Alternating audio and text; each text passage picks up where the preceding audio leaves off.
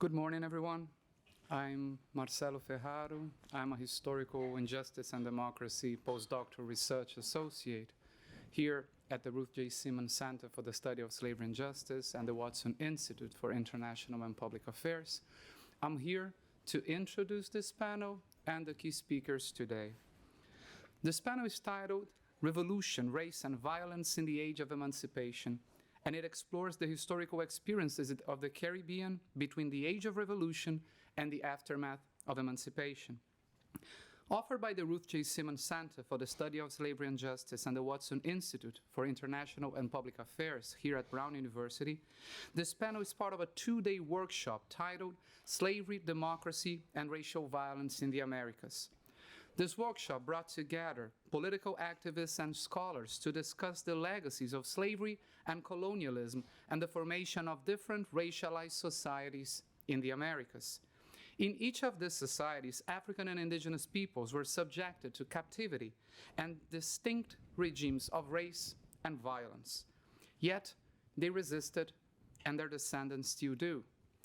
This workshop moves beyond the American paradigm of racism and racial violence to integrate Latin America and the Caribbean and offer a more complex and transnational history of resistance and racial oppression across the continent. Without further delay, I would like to introduce our key speakers today. Professor Aline Helg is a professor emeritus at the University of Geneva in Switzerland, and she was an associate professor at the University of Texas at Austin. She has extensively researched and published on Cuba, Colombia, and the African diaspora in the Americas, comparative race relations and racial theories, slavery and post-slavery, as well as on processes of independence and national building in Latin America. Her books include Our Rightful Share, The Afro-Cuban Struggle for Equality, Liberty and Equality in the Caribbean, Colombia, and Slaves No More, Self-Liberation Before Abolitionism in the Americas. She currently works on comparative gradual manumission and liberation theology and the Afro-American pastoral. Professor Anthony Bogues is the director of the Ruth J. Simmons Center for the Study of Slavery and Justice, professor of Africana Studies, Royce Professor of Teaching Excellence, and currently the Asa Master Professor of Humanities and Critical Theory at Brown University. He is also an affiliated faculty member of the Departments of Political Science, Modern Culture and Media, History of Art and Architecture, and the Center for Latin American and Caribbean Studies. Bogues' major research and writing interests are intellectual, literary, and cultural history, radical political thought, political theory, critical theory, Caribbean and African politics, as well as Haitian, Caribbean, and African art. Professor Aline Helg will offer a lecture about the legacies of slavery and colonialism in Cuba and the massacre of Afro-Cuban activists in 1912. While Professor Anthony Bogues will analyze Black freedom and Black sovereignty in the context of the dual Haitian revolutions. Together, these lectures review a unified experience of Black mobilization, resistance, and racial violence in the Caribbean. Professor Aline Helg, please, the floor is yours. Thank you.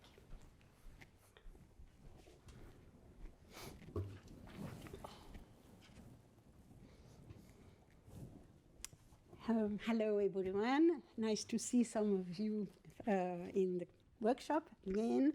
And I would like to thank Marcelo Ferraro and the Center for the Study of Slavery and Justice for the invitation, which has allowed me to revisit what I consider the most challenging research I have undertaken as a historian, this history of Cuba. And my talk will follow the organization of my paper for those who have had access to it. I will first deal with the making of a slave society in Cuba, then the challenge of slavery and colonialism by Afro-Cubans throughout the 19th century, then the struggle for independence, of Cuba's independence, and the issue of race. And the fourth part would be independence, the continuation of the struggle after independence with the formation of the first Black party in the Americas and its massacre in 1912. And in the paper, I have a part on memorialization of these events, which I'm not going to deal here, but maybe we'll have some time to discuss later. So race relation and racial violence in Cuba cannot be understood without recalling that the island transformed itself into a slave society in the shadow of the Haitian Revolution, and that Cuba is twice as close to Haiti as to Florida. Between 1791 and 1804, when the Haitian Revolution unfolded, Cuba began to massively import enslaved Africans to produce sugar, coffee, and tobacco, as you can see on this graphic. And the island rapidly became the only Spanish-American slave society. In total, from 1790 to 1867, between 700,000 and 1 million African men, women, and children were disembarked in Cuba, with a maximum of 27,000 in the year 1859. As shown on this table, already in 1792, most Cuba's population was not white anymore, but of African descent. And 5 decades later, in 1841, people of color represented 58% of the island population. They were overwhelmingly enslaved and black rather than mulatto, and largely African-born. The proportion of free blacks and mulattoes in the population had dropped to 15%, and only 1% of African descent out of 4 was free. Cuba was the world's primary sugar producer, and for the enslaved, it meant unbearable labor requirements, deadly working conditions, and brutal disciplines. Planters believe that their power to command their force rested on both the threat of violence and brutal physical punishment. Public whippings and execution followed by the gruesome exposition of severed heads and limbs, the wearing of chains, and the stocks were an intrinsic part of plantation and urban slavery.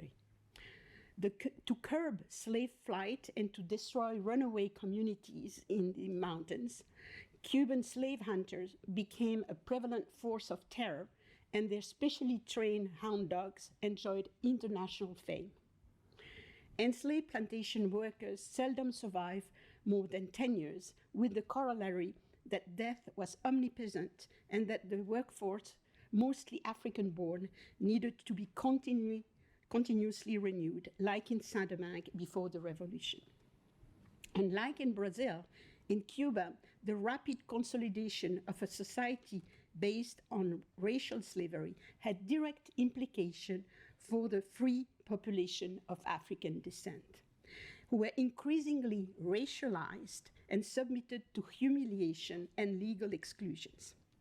It generated Cuba's unique concept of a raza de color, or clase de color, that lumped together all people of African descent, free, freed, enslaved, Creole and African-born individuals without distinction of origin, status, and shades of skin color.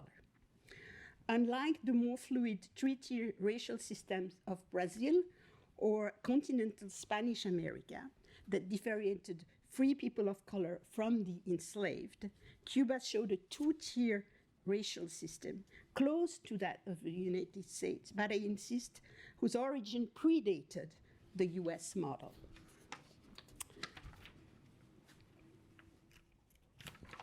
Cuba's racial system was rooted in the Spanish old principle of limpieza de sangre, blood purity, forged after the reconquest of the Iberian Peninsula to exclude individuals with any Muslim or Jewish ancestry. In America, the principle of limpieza de sangre excluded individuals with any African ancestry up to 3 generations, that is 1 ancestor out of 8. So it's different from the one-drop rule. And these, anybody with 1 ancestor out of 8 was considered impure, because only Black Africans and their mixed or unmixed descendants could be legally enslaved, their genealogies were implicitly rooted in Africa and the transatlantic slave trade. They collectively inherited the stigma called mancha de la esclavitud, stain of slavery, that attributed them a permanent depraved origin. And whereas the limpieza de sangre was credited to white people of indigenous descent and their mestizo offspring. As a result, by law, people of full or partial African origin were denied access to most civil, military, and church position, to higher education, to non-manual profession, and to all kinds of grants and honors on the basis of their race. Unlike indigenous people, they were also excluded from citizenship in the Spanish Constitution of 1812, whereas this racial restriction affected Spanish continental America until the independence in the 1810s. In Cuba, they severely restricted the prospect of free blacks and mulattoes throughout the 19th century and were slowly lifted only after the abolition of slavery in 1886. And to give you an example of what it meant is that in 1899, out of 1,406 lawyers, only 2 were of African descent in Cuba. The racialization of Africans and Afro-descended people in the Raza de Color in Cuba favored the joint initiative to oppose subjugation. The best known examples are the 1812 Aponte conspiracy, less than 10 years after the victory of the Haitian Revolution and at the onset of the independence war in continental Spanish America, and the alleged conspiracy of La Escalera in 1844 in the context of British abolitionism. In both cases, these alleged conspiracies were linked to slave revolts on some plantations. Thousands of enslaved and free people of color were then accused of jointly plotting to end slavery and Spanish colonialism and to impose black domination in Cuba. Whereas the potential of these conspiracies remains unknown, they revealed the existence of extensive networks linking urban free blacks and mulattoes to enslaved plantation workers and the strength of organization such as the Cabildos de Nación that united African-born and Cuban-born men and women on ethnic basis.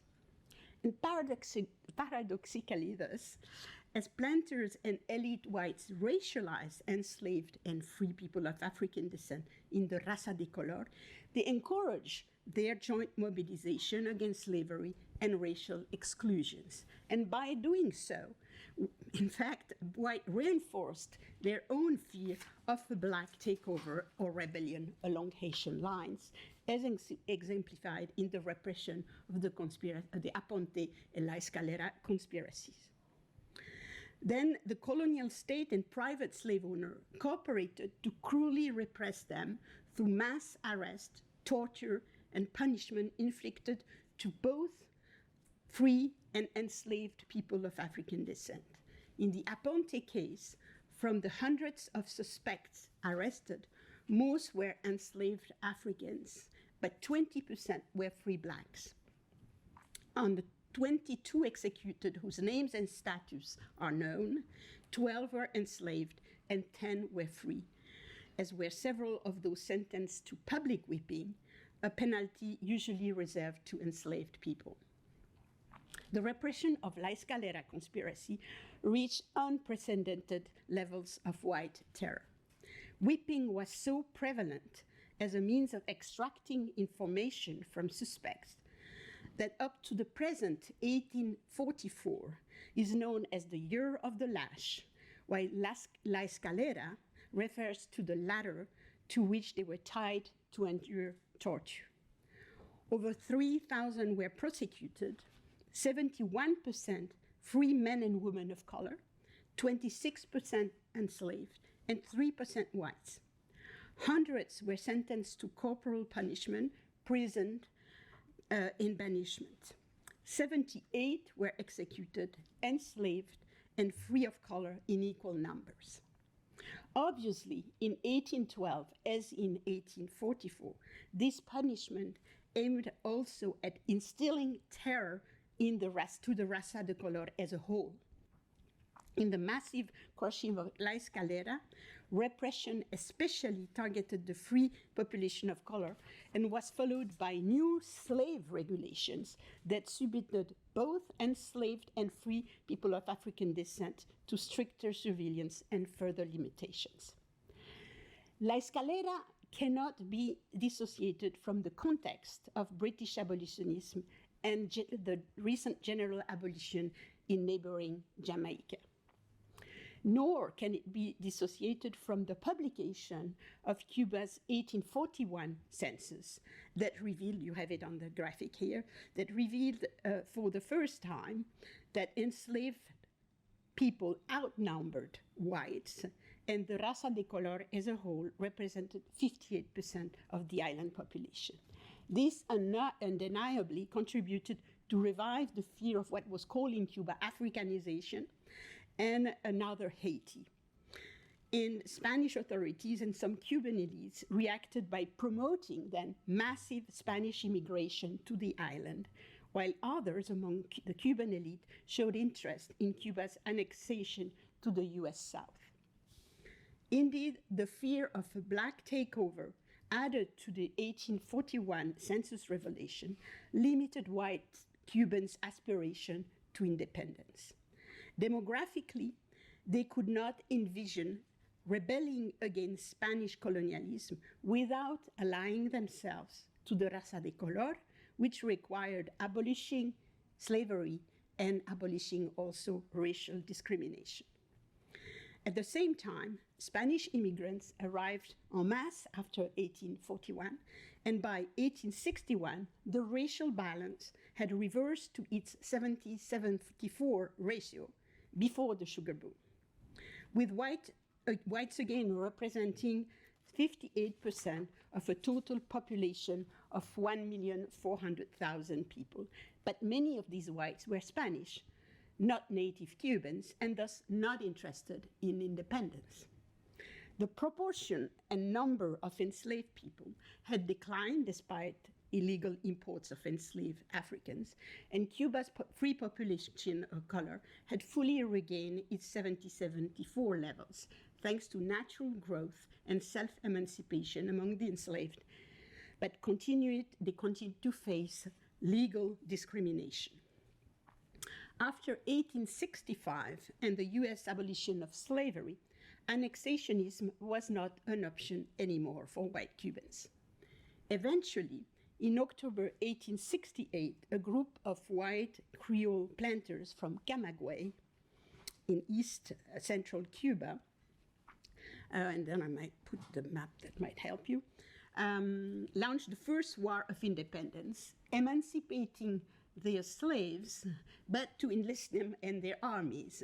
And many in the raza de color, from enslaved fugitives to peasants and skilled freemen such as Antonio Maceo, enthusiastically joined the insurgency, progressively comprising most of the troops. And then the 10-year war shook Cuba's racial system where it developed. That is in Camagüey and above all further east in Oriente, the region with the most important free population of African descent. The Liberation Army comprised racially integrated units and promoted Afro-Cubans such as Maceo as commanding officers. However, Western and Central Cuba, strongholds of plantation slavery, remain largely out of the war. Still, many blacks and mulattoes began to envision an independent Cuba free from slavery and racial discrimination, in which they would play a leading role equally with whites. With so many people of color in the insurgency, the fear of a black takeover, aptly instrumentalized by Spain, reemerged among the white leaders from Camagüey and contributed to the signing of the peace treaty of San Juan with Spain in 1878, which brought neither independence nor emancipation, except for the enslaved men who had fought in the war. Insurgents in Oriente, behind Maceo, rejected the treaty and resumed the struggle in what is called the Guerra Chiquita, the Little War, between 1879 and 1880. And without surprise, the fear of a race war was raised again by Spain and justified many white independentist rejection of the new insurgency. Between 1870 and 1886, the Spanish Cortes gradually abolished slavery.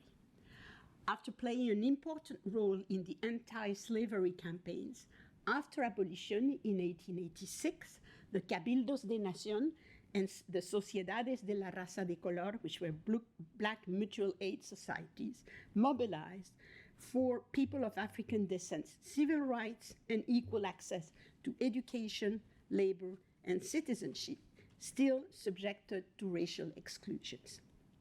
This post-slavery mobilization added new anxieties among whites and hampered the resumption of the independence struggle.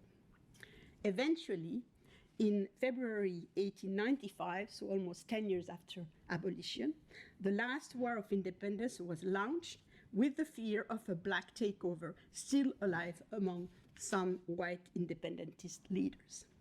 Significantly, the white journalist José Martí, president of the independence movement, entrusted the supreme command of the liberation to the white Dominican general Máximo Gómez, who was also a veteran of the 10 Years' War, rather than to the Afro-Cuban general Antonio Maceo.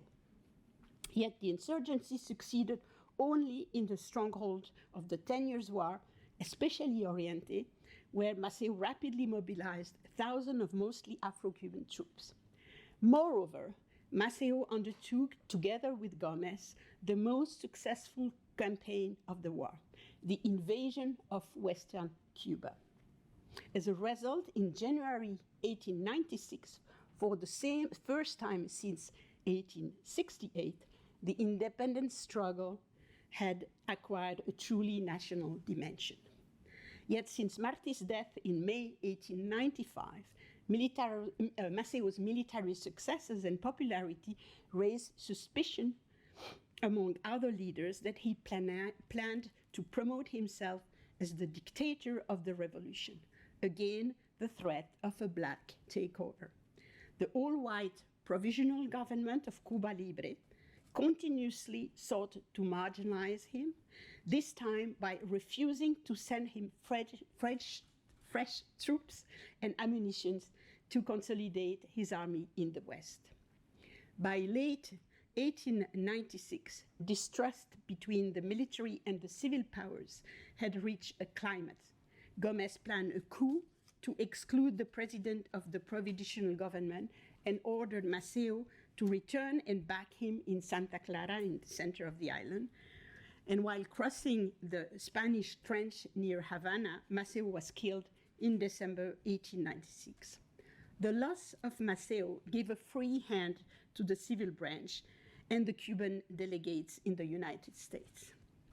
The Spanish army progressively reconquered most of the western provinces, but was unable to restore peace despite systematic repression. The Liberation Army could not achieve any other major military breakthrough. And Cuban representatives in the United States increasingly sought a negotiated solution to the war with US participation.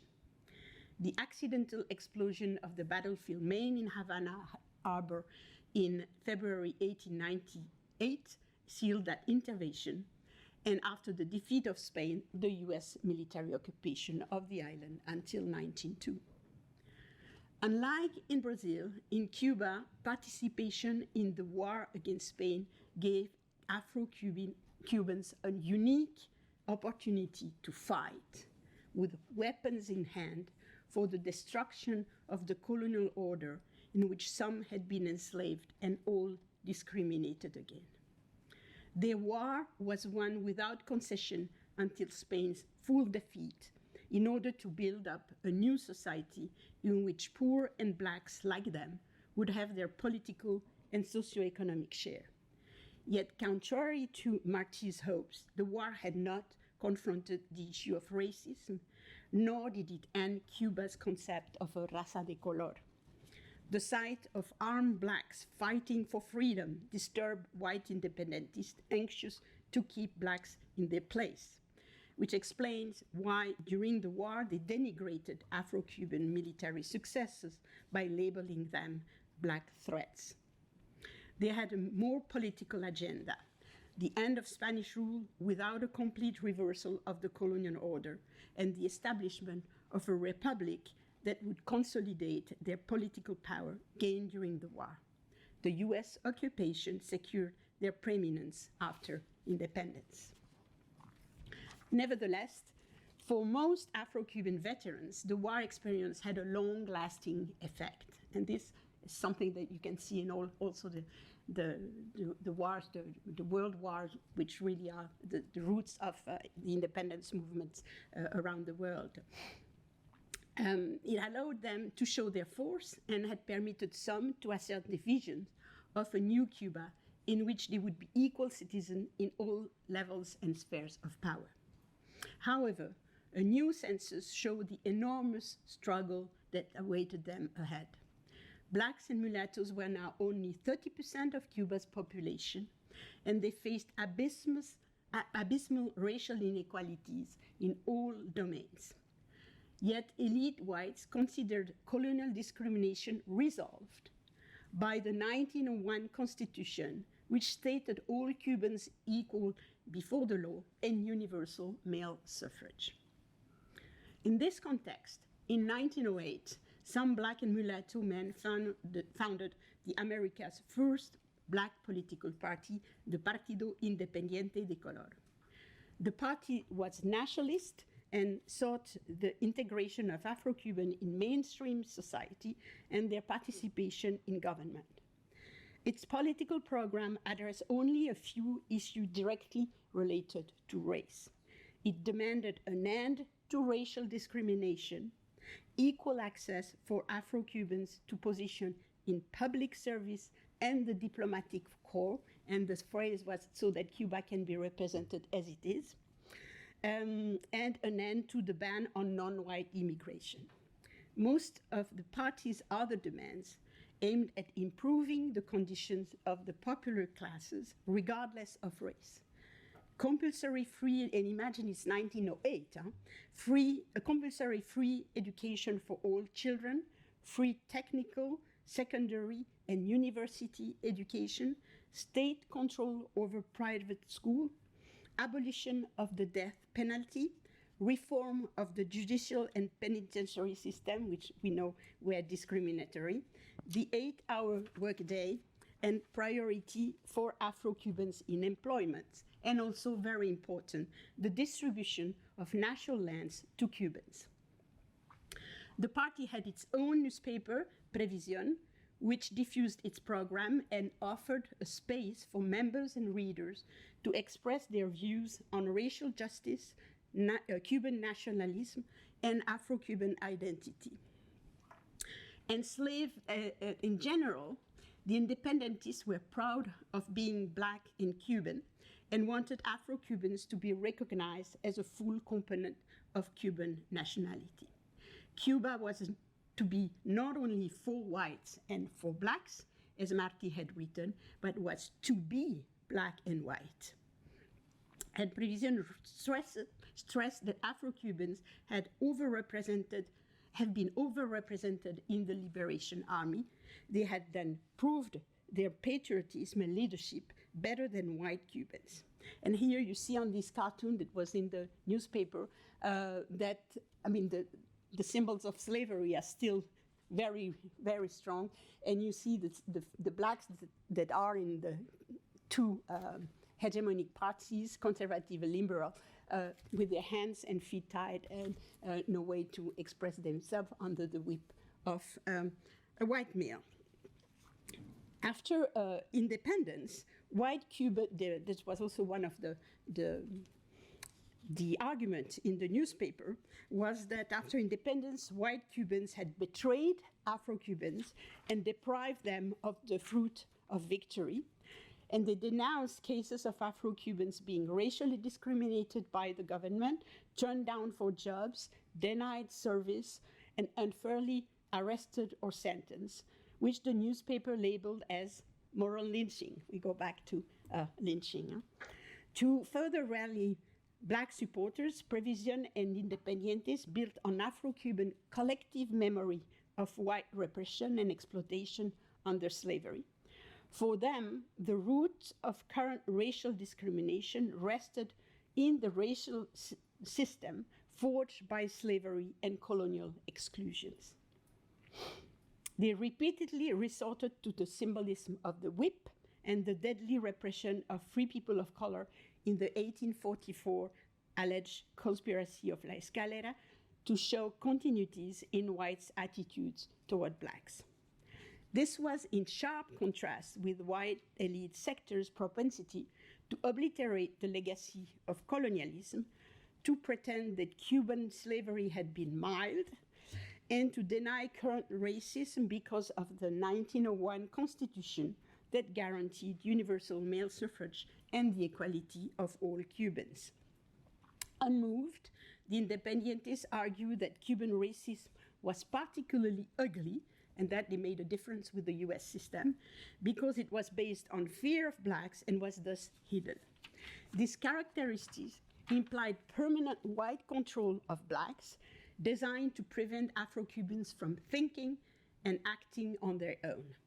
Any sign of Afro-Cuban autonomous initiative terrified elite white Cubans who would immediately respond, and I quote the newspaper, "Racism, don't divide the race." And here to prove, why put it here? I'll go back to this one. You can see this is in the mainstream how Cuban equality is represented, and I think it's very important to look at that cartoon closely because they portrayed Afro-Cuban as racist, but also as guests, which means that they are not part of the nation. They are guests like we would say immigrants today, ready to stab white Cuban, represented as a white woman, and its egalitarian constitution, which the woman has in her hands. And in the newspaper, it was clear that now the time had arrived for Afro-Cubans to act. They were summoned anew in the name of Maceo and those who had fallen in the war for independence to oppose racism, even if necessary, with violence. The fear of shedding blood or provoking another US intervention should not deter them. With Afro-Cubans representing 1/3 of the electorate, the dominant liberal and conservative parties watch with worry a Partido Independiente de Color whose steady growth threatened to drain their pool of black voters. By late 1999, the Black Party counted between 10,000 and 20,000 members, organized into a national network of municipal committees, particularly in the provinces of Santa Clara, Oriente, and Havana. The liberals in power behind President José Miguel Gómez began maneuvers to illegalize the party. They accused its members of, that's one. Sorry, no, it's too late. They accused the party and its member of anti-white racism and treason against the Republic's racial harmony, often alluding to Haiti.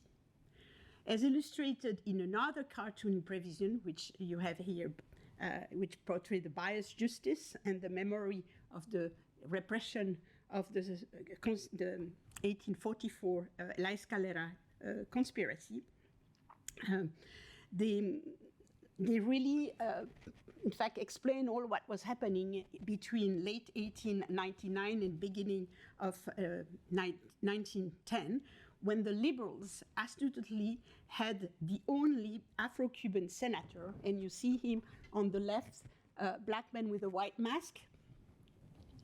He had not read Fanon. So it's only Afro-Cuban senator to push an electoral amendment banning the party on the ground that by representing the interests of Afro-Cubans, it violated the equality guaranteed by the Constitution. And again, you have the symbols here, the accusee with his hand tied in the back. You have the justice represented as with the racism as ready to, there with the justice. And on the left, you had the chain of slavery, a biased justice, and on the right, you have 1909 is like 1844. And in April 1910, the Gomez government ordered the arrest of hundreds of independientes throughout the country for alleged conspiracy against the nation, and had 220 of them imprisoned in Havana. This created the state of alarm that secured the approbation by Congress of the ban on the party in May. In their trial, however, the independientes were found not guilty, but they were finally acquitted. But their party had been illegalized, and they were completely impoverished after months in prison. So some renounced their membership, others explored diverse means to recover the legality of the party in view of the election in November 1912. After all their attempts failed, including meeting with the President Gomez and writing to the US State Department, they organized an armed protest, a tactic already used by other movements. And that protest was to take place in Oriente, the birthplace of all Cuban independence wars, and it was also to take place on the 20th of May, 1912, the 10th anniversary of the Republic. But mainstream newspapers systematically spread false and exaggerated rumors to increase fears among whites that blacks had started a race war in Oriente. The black takeover of feared since the Haitian Revolution was finally happening. And the Cuban government sent up to 8,000 troops and white volunteers to fight for civilization against the ferocious barbarism of the independientes. All the protesters retreated as the protesters of the Independiente party retreated to the mountains to escape capture or killing. The armed force increasingly targeted all persons of African descent to show results.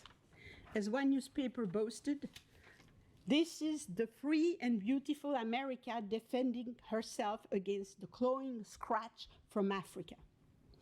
Obviously, the Independientes had not started a war against whites. On the contrary, other cartoons used drums and stereotypes of African and Haitians to ridicule their armed protest as a carnival led by cheap emperors. And here you have two of these cartoons that show how it was really, the stereotypes were circulating at the time. Other newspapers, though, published crude cartoons illustrating the racist massacre in Oriente. And here I single out two of them, and if you want, after we can discuss, because they really represent facts. It's not just to sort of show a massacre.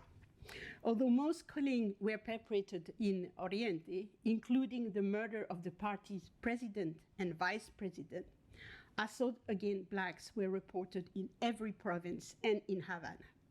For 2 months, the army and white volunteers gave a free hand to racial violence, and there were also manifestations of lynching. Evidently, the exact balance of the race war of 1912 will never be known.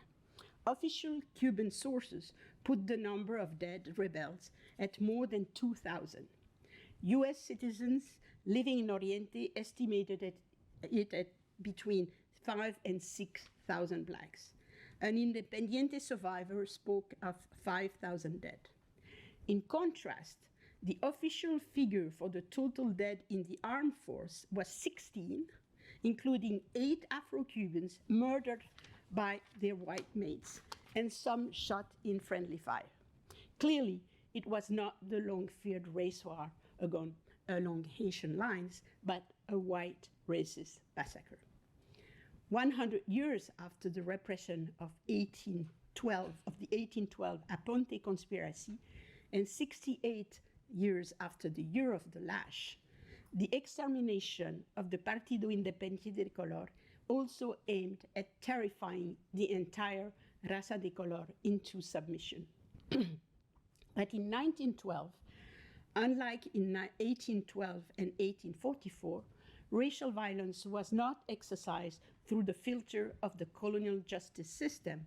It was the brutal, lawless imposition of white racial superiority as publicly celebrated then. And it worked. Whereas Cuba's concept of a raza de color has not vanished, since 1912, elites in power have managed to prevent not only Afro-Cubans from recreating a strong autonomous organization, but from memorializing past racial violence against them. To this day, the 1912 racist massacre in particular is still largely silenced and doesn't have any memorial in this public space. Thank you for your attention.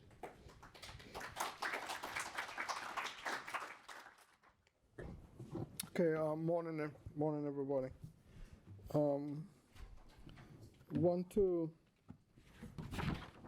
to begin with a note of thanks to Marcelo for organizing and conceptualizing this workshop slash conference. Marcelo was the first Historical Injustice and Democracy Fellow, joint fellowship between the Watson and the Simmons Center. And he has done very well from where we sit, and we will miss him when he leaves here. And so I want to thank you for your presence over the last 2 years. I'm going to speak about the Haitian Revolution, but I'm going to speak in a way that is not normally spoken about in the Haitian Revolution. The original title that I gave Marcelo was about Black freedom and the dual Haitian Revolution. And as I was writing out my talk based on a series of essays that has just been published, I came up with a new title which says Abolition, Black Sovereignty, Revolution and Counter-Revolution. My remarks will be an elaboration from a set of articles that have just been published in South Africa in a volume on the anti-colonial struggle of Africans and people of African descent. It will not be the same essay at all, which is one of the reasons why I didn't necessarily want to give you that essay. But it really will be an elaboration and perhaps rethinking of some of the elements of that essay. I begin my remarks with a statement made by C.L.R. James in 1971 in a series of lectures that he delivered at the Institute of the Black World in Atlanta. He gave 3 lectures: how I wrote Black Jacobins, a comparative analysis between Black Jacobins and Black Reconstruction, book by W.B. Du Bois. And then the 3rd lecture was how I would rewrite the Black Jacobins. And in the 3rd lecture about rewriting the Black Jacobins, this is what James says. He gives a quote from the actual text, Jacobins, And then he said, it's a very famous description, CLR says, and I use it. Today, I would not do that. I would write a description in which the black slaves themselves, or people very close to them, describe what they are doing and how they felt about the work that they were forced to do. End of quote. In the publication of these lectures, I was asked to write an afterword. And the paraphrase of one sentence of paragraph in my afterword goes something like this: that if C.L.R. James was to do this, he would have written different black Jacobins. But what I was preoccupied with when I wrote that afterword was also to try and think about what would happen to our understanding of the Haitian Revolution if we were actually to try and write about what the slaves did and what the enslaved thought about and what were their various political practices. And that's the position, therefore, from which I begin. That is, trying to understand from the perspective, as much as it is possible and as much as the various archives allows us to, what it is that the slaves did, what did they think, and therefore how can we understand the revolution, not from the perspective of Toussaint Louverture or of Jacques Dessalines or even of Sans Souci or even of Mose, but actually trying to understand it from the point of view of the mass of the population, of the enslaved population. Therefore, to engage, if possible, in doing what the Indian scholars call a subaltern, following Gramsci, would call a subaltern history. But not just a subaltern history, but a subaltern intellectual / political history of the enslaved. What I have come to now call, following the work of Sylvia Wynter, a liminal history. My point here is that to think about the Haitian Revolution as a liminal history, to think about the practices and lives of the enslaved in motion, produces a different text in which the categories in which we think about revolution are actually will emerge differently. And in fact, that the revolution itself might look a little different.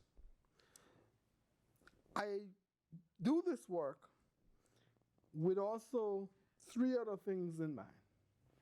One, the work of Michel Rauve-Trujillo, the late Michel Rauve-Trujillo, the Haitian anthropologist and historian, and his work on the Haitian Revolution as unthinkable.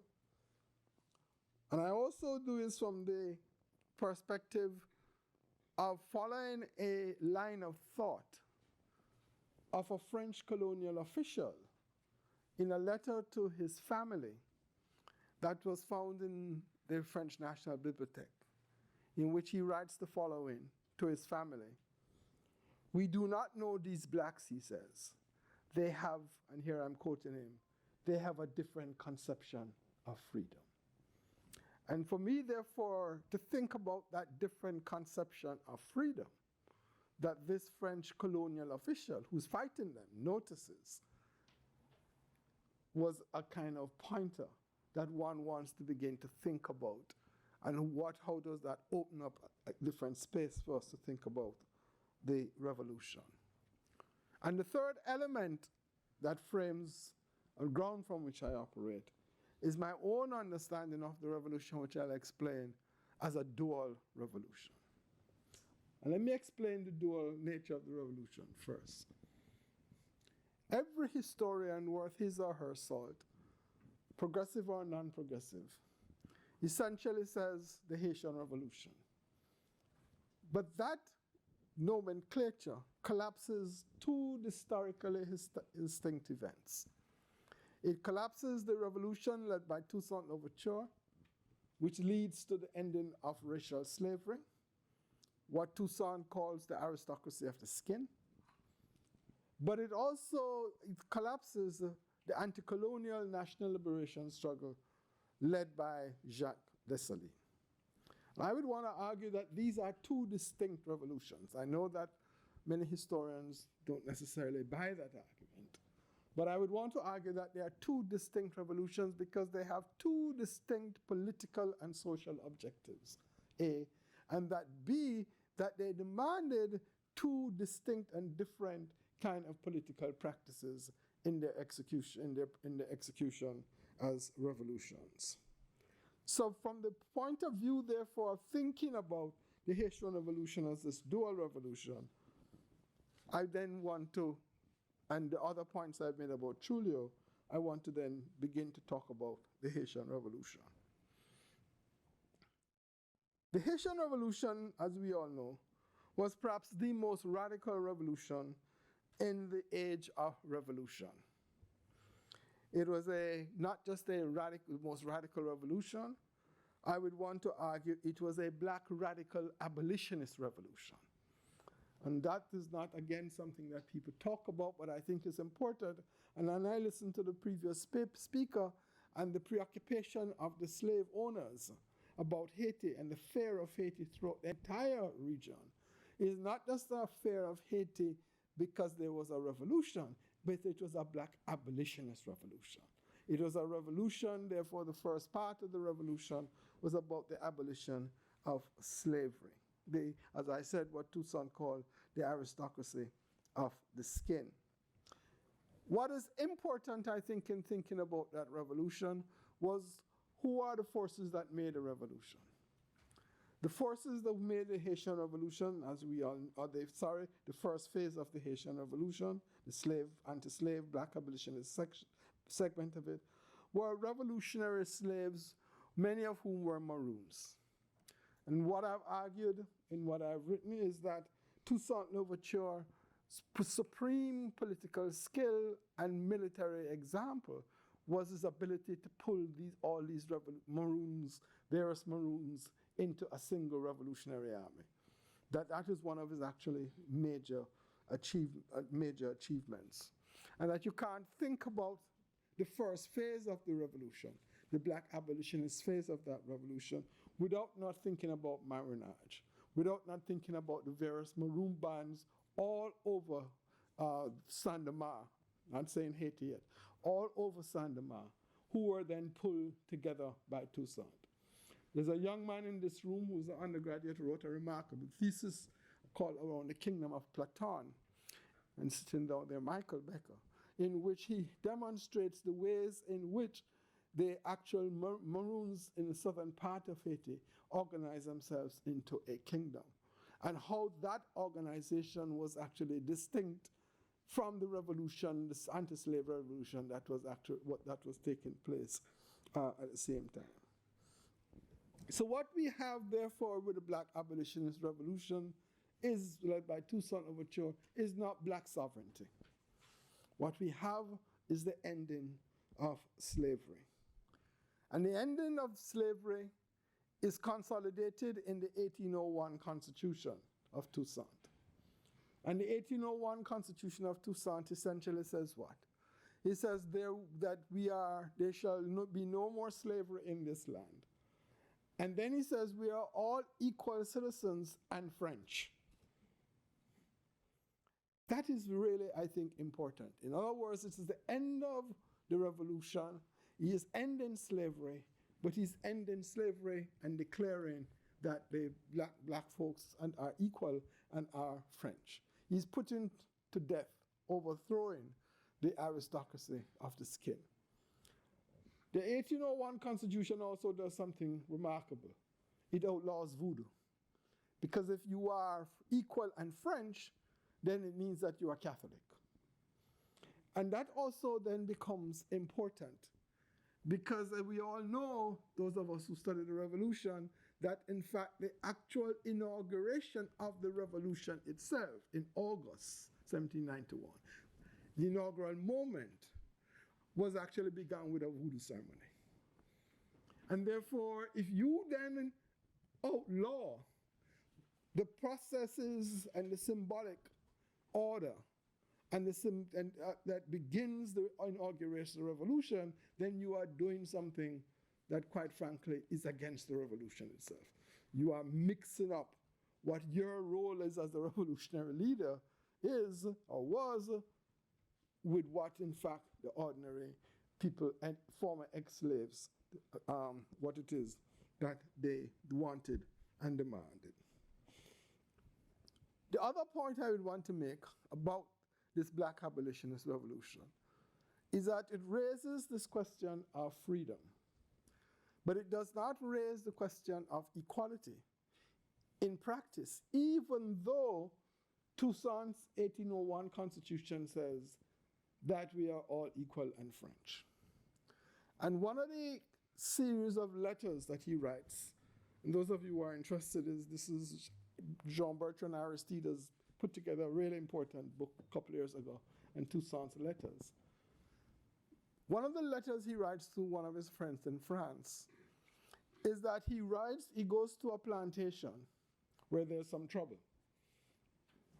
Because one of the things that Toussaint Constitution also does is that it also restores the plantation.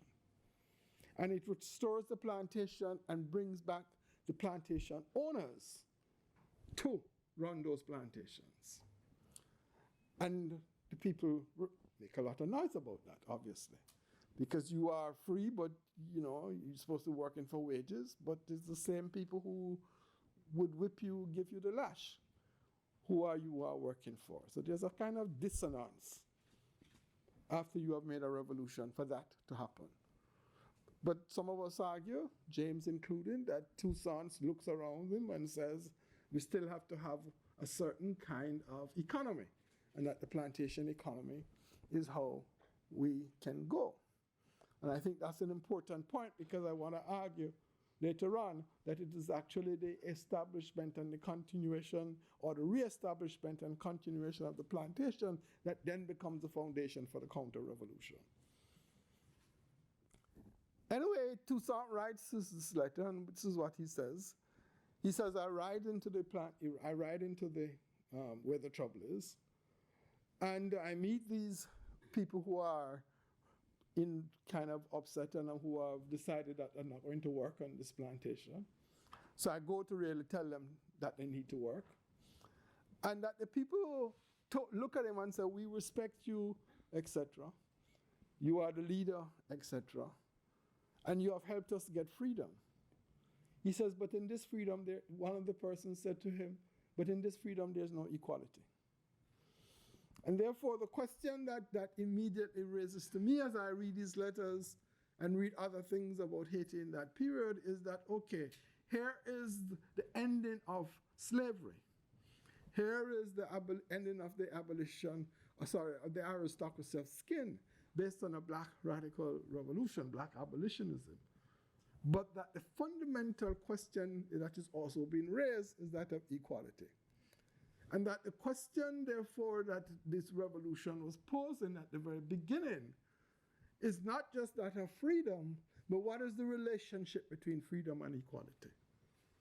And how, therefore, can you now have equality that is now not just formally procedural, but how can we begin to have a set of equalities that have to do within the actual labor process itself and production process itself?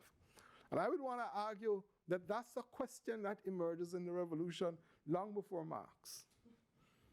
And I would want to argue that it emerges not because the enslaved are bright people, but that the actual historical circumstances of the enslaved in a particular kind of labor process, which I would want to argue is capitalist, but we can get into that.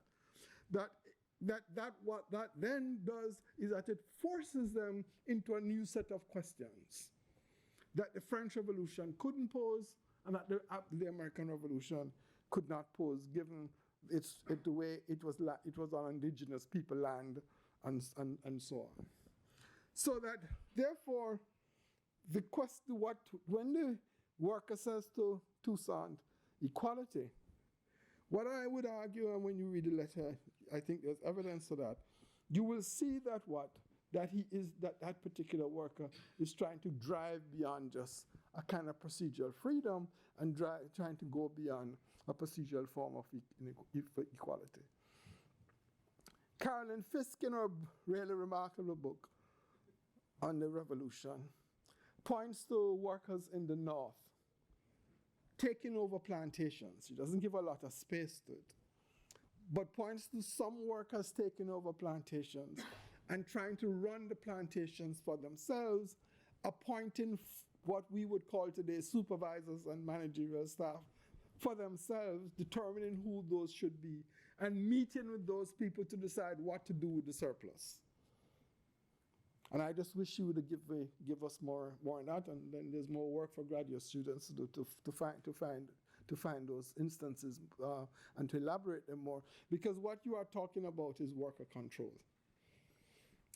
And again, that's long before Marx. And so the point I want to make is how does therefore a revolution, even in the very first phase, opens up and explodes into something else. She also makes a point in a couple of sentences that the way in which some women actually began to organize around equal pay for equal work. And there's no feminist movement in the late 17th or 1800s. So again, what you are looking at is what is the revolutionary process? And what is it that those who are enslaved? And what to me becomes important is that, and we don't have the figures for this, and we don't have the data is what, that's the word people use these days, but the evidence to me is still more important. We don't have the evidence to begin to think about, okay, if other than the Maroons, what was the social movement? So who were these women? Were not necessarily Maroons. So where was the social movement? Some of these workers were not necessarily Maroons. Some obviously could be. But again, what's the social movement? So in my view, therefore, what I'm arguing for is a lot more work on the revolution that goes beyond Toussaint Louverture, that goes beyond a kind of thinking of just the Maroons, who I think is really tremendously important, and then begins to try and see, okay, how can we begin to think about an archive that tells us about the social movement that is happening there? Right? The movement of the people who are not Maroons, but who necessarily are burning down plantations. Because that's the other thing. They burn the plantations down. And that would tell you that if people are burning down plantations, I don't want to work back there. I burn it down, that means I ain't going back. It is a sign of my degradation. I don't want to be back inside there. So that therefore, for the first part of the first phase of this revolution, Black abolitionism, these are some of the questions that are raised. But what you then get set up, I would argue, is that you begin to get set up a Toussaint Louverture kind of perspective on the revolution that he has led and successfully led, and what is happening around the masses of the formerly enslaved people. The way Michel Ralph-Trulier puts it is really beautiful. He says that what happens during the revolution, and here I'm putting in the first part of the revolution, he says what happens is that both the state and the nation get launched in different directions. And I think that is absolutely perfectly well put. So that you get the state, which is a revolutionary state, but then you get the revolutionary people in a different direction. And you get both now going into different directions. So let me move quickly to the second part of the second phase of the revolution, which is the dual revolution. And in that dual revolution is Jacques Dessalines. That revolution, dual revolution, as we know, is an anti-colonial revolution. And one of the things that I always said when I study anti-colonial revolutions is that I noticed that anti-colonial revolutions with the French are the bitterest. And I'm not quite sure what's going on there. I think part of it has to do with a French colonial model of assimilation, and that the French essentially think that they're the best thing since sliced bread, and that they want for everybody to be assimilated, and that when that assimilation doesn't happen, it really creates enormous difficulties for separation. I just one just has to think of the Algerian War. One just has to also think of the Vietnam War, which was not just an American war, that also began with the French. And also then one has to think of the Haitian war led by Dessalines. What is interesting is that that anti-colonial revolution is now led by Dessalines, but the name of the Revolutionary Army has changed. It's called the Indigenous Army. And that switch is not just a semantic switch, it's a political switch. It's a switch in which, therefore, he is given, harking back, and given, if you want to call it the language that the kids use, giving props to the indigenous people who were the first to begin to fight, actually, Queen Anaconda and so on. And that's the history of, of Hispaniola. The first wars were really wars by the Indians and led by indigenous people. And so he's given props. But he's also, I think, making it clear that he's going to, they're fighting the French. And he's fighting to get rid of French colonialism. That is a tough battle. That's a battle where on both sides brutality occurs. And this is war. But this is a war to the death. This is what I would want to argue for both sides. And so what you find, therefore, is that there are massacres on both sides. But the massacre that Dessalines does after the war is a massacre in which he says, and this is how it is written and come down to us, is a murder of all white people. No, it's the murder of all French white people. And so because there are instances and stories when you read the newspapers of some French people who could speak English, speaking in an American twang, to be able to then fool whoever was sent out to do the damage. And so what we have is this bitter national liberation struggle. And in that at the end of that bitter national liberation struggle, Saint-Domingue becomes Haiti, as we know. 1804 Declaration of Independence, 1805 new constitution, and that new constitution essentially does many things, many articles, but two I want to talk about quickly. The first is that it says the following, that all blacks will now be citizens. Sorry, all Haitians will now be citizens and so on and so forth and be blacks, right? And that is important for two reasons. For the first thing is that he basically undercuts racial domination, because there's the way in which French colonialism worked was that there were 128 shades, if you can imagine. And so that therefore, if you're saying that all Haitians are now black, what you're doing is actually constructing a political understanding of blackness. And then the actual constitution goes on to say, including the white women who supported the revolution, and including the French and the Polish soldiers, the German and Polish soldiers who joined us. And I think that's important. They are also black, because what happened is that in that revolution, Napoleon sent his best army, as we know, but that best army was a European army, so it had Poles and Germans. And that meant some Poles and Germans actually joined the revolutionary slaves. And that, I think, is important. So that part of the Constitution, Article 1230, is essentially gives us a definition of political blackness for the first time, undermining idea of blackness and as biology. The second part of the Constitution, the second element of the Constitution, is that it says no white person shall own land in this country. And now it means no white person. It does, whether you're American, whether you're English, whatever. This is not just French, it's that no white person. That, I think, is also important, because what it meant is that we were going to build from his perspective, he was going to build a certain kind of state. So in other words, the point I'm making is that the revolutionary state after 1805 becomes what? Becomes a state of black sovereignty. So if the first part of the revolution is about black abolitionism, the second part of the revolution, which is anti-colonialism, is actually about establishment of a black sovereign state. Now, this is the complicated part of the story.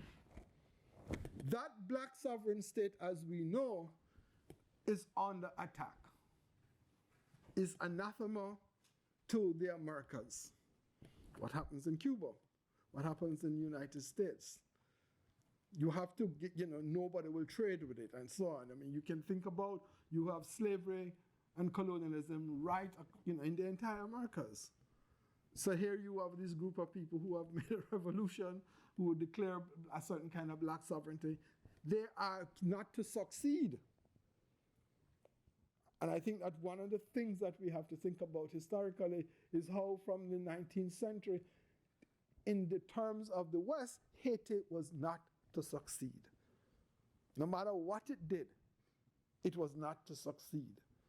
Napoleon put it very well in a letter to the British Council of the time. He says, the question of the blacks is not about economics. It's not about social things, he says. It's not even about politics, he says. But you cannot have a situation in which the idea of black self-government is successful.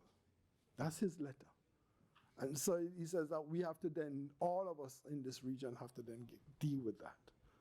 And so this idea, therefore, black sovereignty, I would want to argue, it becomes anathema. But the complication I want to point to is that as the masses, let's call them that now, are themselves in a different trajectory, that by 1828, when there is a new law, that then, when Dessalines is murdered in the early 1800s and so on, but that, and then there's a split in the country between the North and the South, which we can talk about in a minute. But in the new law that is set up in 1828, essentially argues that the state should be able to say where the worker should work and on what plantation. And therefore, what you then begin to get, I think the nub of what I'm trying to say, is that with the reconsolidation of the plantation, is that the ordinary Haitian, who in this period had now fled to the hills and various other places to set up their own plot and so on, and to become what some people, anthropologists and sociologists in quotation marks, call peasants, whom I don't call peasants, because I grew up with a so-called peasant grandmother, and she would never understand herself as that. So that what you had, therefore, was in a way in which these ordinary people were trying to make their own life. You then had the revolutionary leadership having a different way and suggesting a different way to think and for them to be able to live. And so what you get is plot versus plantation. But plot versus plantation is not just a kind of economic structure. Plot versus plantation is also about ways of life. It's about thinking, it's about politics. It's about rules that govern how one should live. And even though the government after Jacques Dessalines does not actually outlaw voodoo, but welcomes voodoo back into the fold, voodoo still remains on the margins. So what you have then is a revolutionary slave elite in which the question of black sovereignty is important. The French now say to them in 1830s, you have to pay us back the money, the 150, and they do a calculation of 150 million. We know that 150 million was not paid back until 1944. We know that 150 million essentially actually was used, became a very important catalyst for the development of some French banks. I mean, I've always thought it just enormously interesting that you beat me, I come back to you and say, you have beaten me. You now have to pay back your freedom. I say to you, I don't have the money to pay you. You say to me, okay, my banks would lend you. Right? So you then, and so that your payment back to me becomes part of building up my banking system. It really creates what some of us have called an odious debt. But we all know that that's part of the way in which the state has black sovereignty. And that is what it had to navigate. But at the same time, the population had to navigate that particular state and the way that state attempted to discipline and regulate its life. And all of that to me means, therefore, that we have to spend time trying to think through a kind of different archive that can tell us a different story. And so I want to end with one of those archives. I want to end with a voodoo song. It's a long song, but we know it comes from the 19th century. But 1805, I think, is its provenance. And it keeps on, if you know anything about voodoo religion, you know that it's an oral religion. There's no text, there's no written text. So it develops, and people add to it. And the title of it is that the battle continues. And this is what it says. The battle continues. In 1503, they took us from Guinea. They put chains around our waists so that we could work as slaves for them. Children, you hear, work together to save the country. The battle continues. They say to have faith. They say we need to be baptized. They say we have to convert. They say we are demons. So this is, it's about, again, the idea of voodoo being a certain kind of religion, which then the refrain, children, you hear, let's work together to save the country, the battles continue.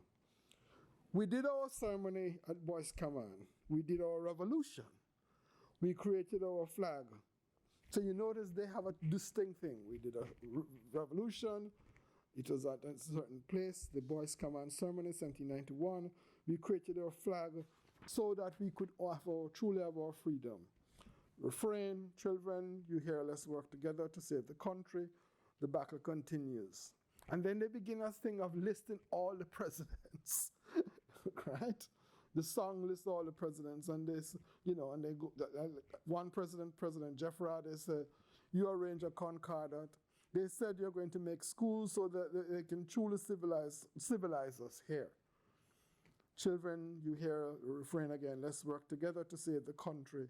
The battle continues. In 1915, the whites took over the country. This is about the American occupation, obviously. The voodoo was not happy. It sent Charlemagne. It sent Bratteville. They killed them both. They said they were evil sorcerers. Children, you hear, let's work together to save the country. The battle continues. And then it goes on again with all the various presidents, and then it comes to Duvalier. Even though Mr. Duvalier said he was of the people, he said he was of voodoo. He did 3 harvests. He massacred our pigs. He sold the country for pennies to the dollar.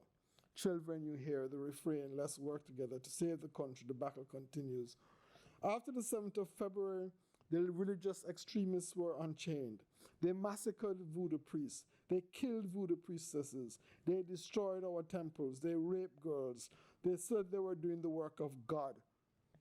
Children, you hear, let's work together to save the country. The battle continues. There's a day that will come. We will shake our sacred rattles. We will speak with our ancestors.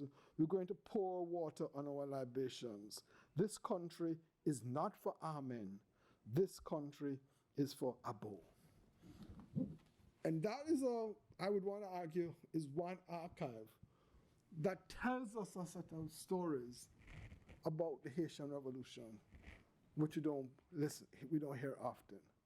And that revolution that story about the battle continues, because there's much more to it, is about how do we get out of this counter-revolution. And to use the words of a set of Haitians who were in revolt in the late 1800s, what kind of free is this? Thank you very much.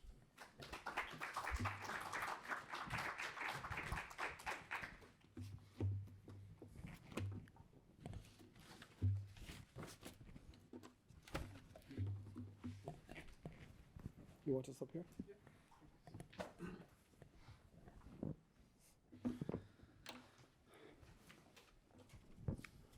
Well, first I'd like to thank Aline Hag and Anthony Bowes for these wonderful presentations.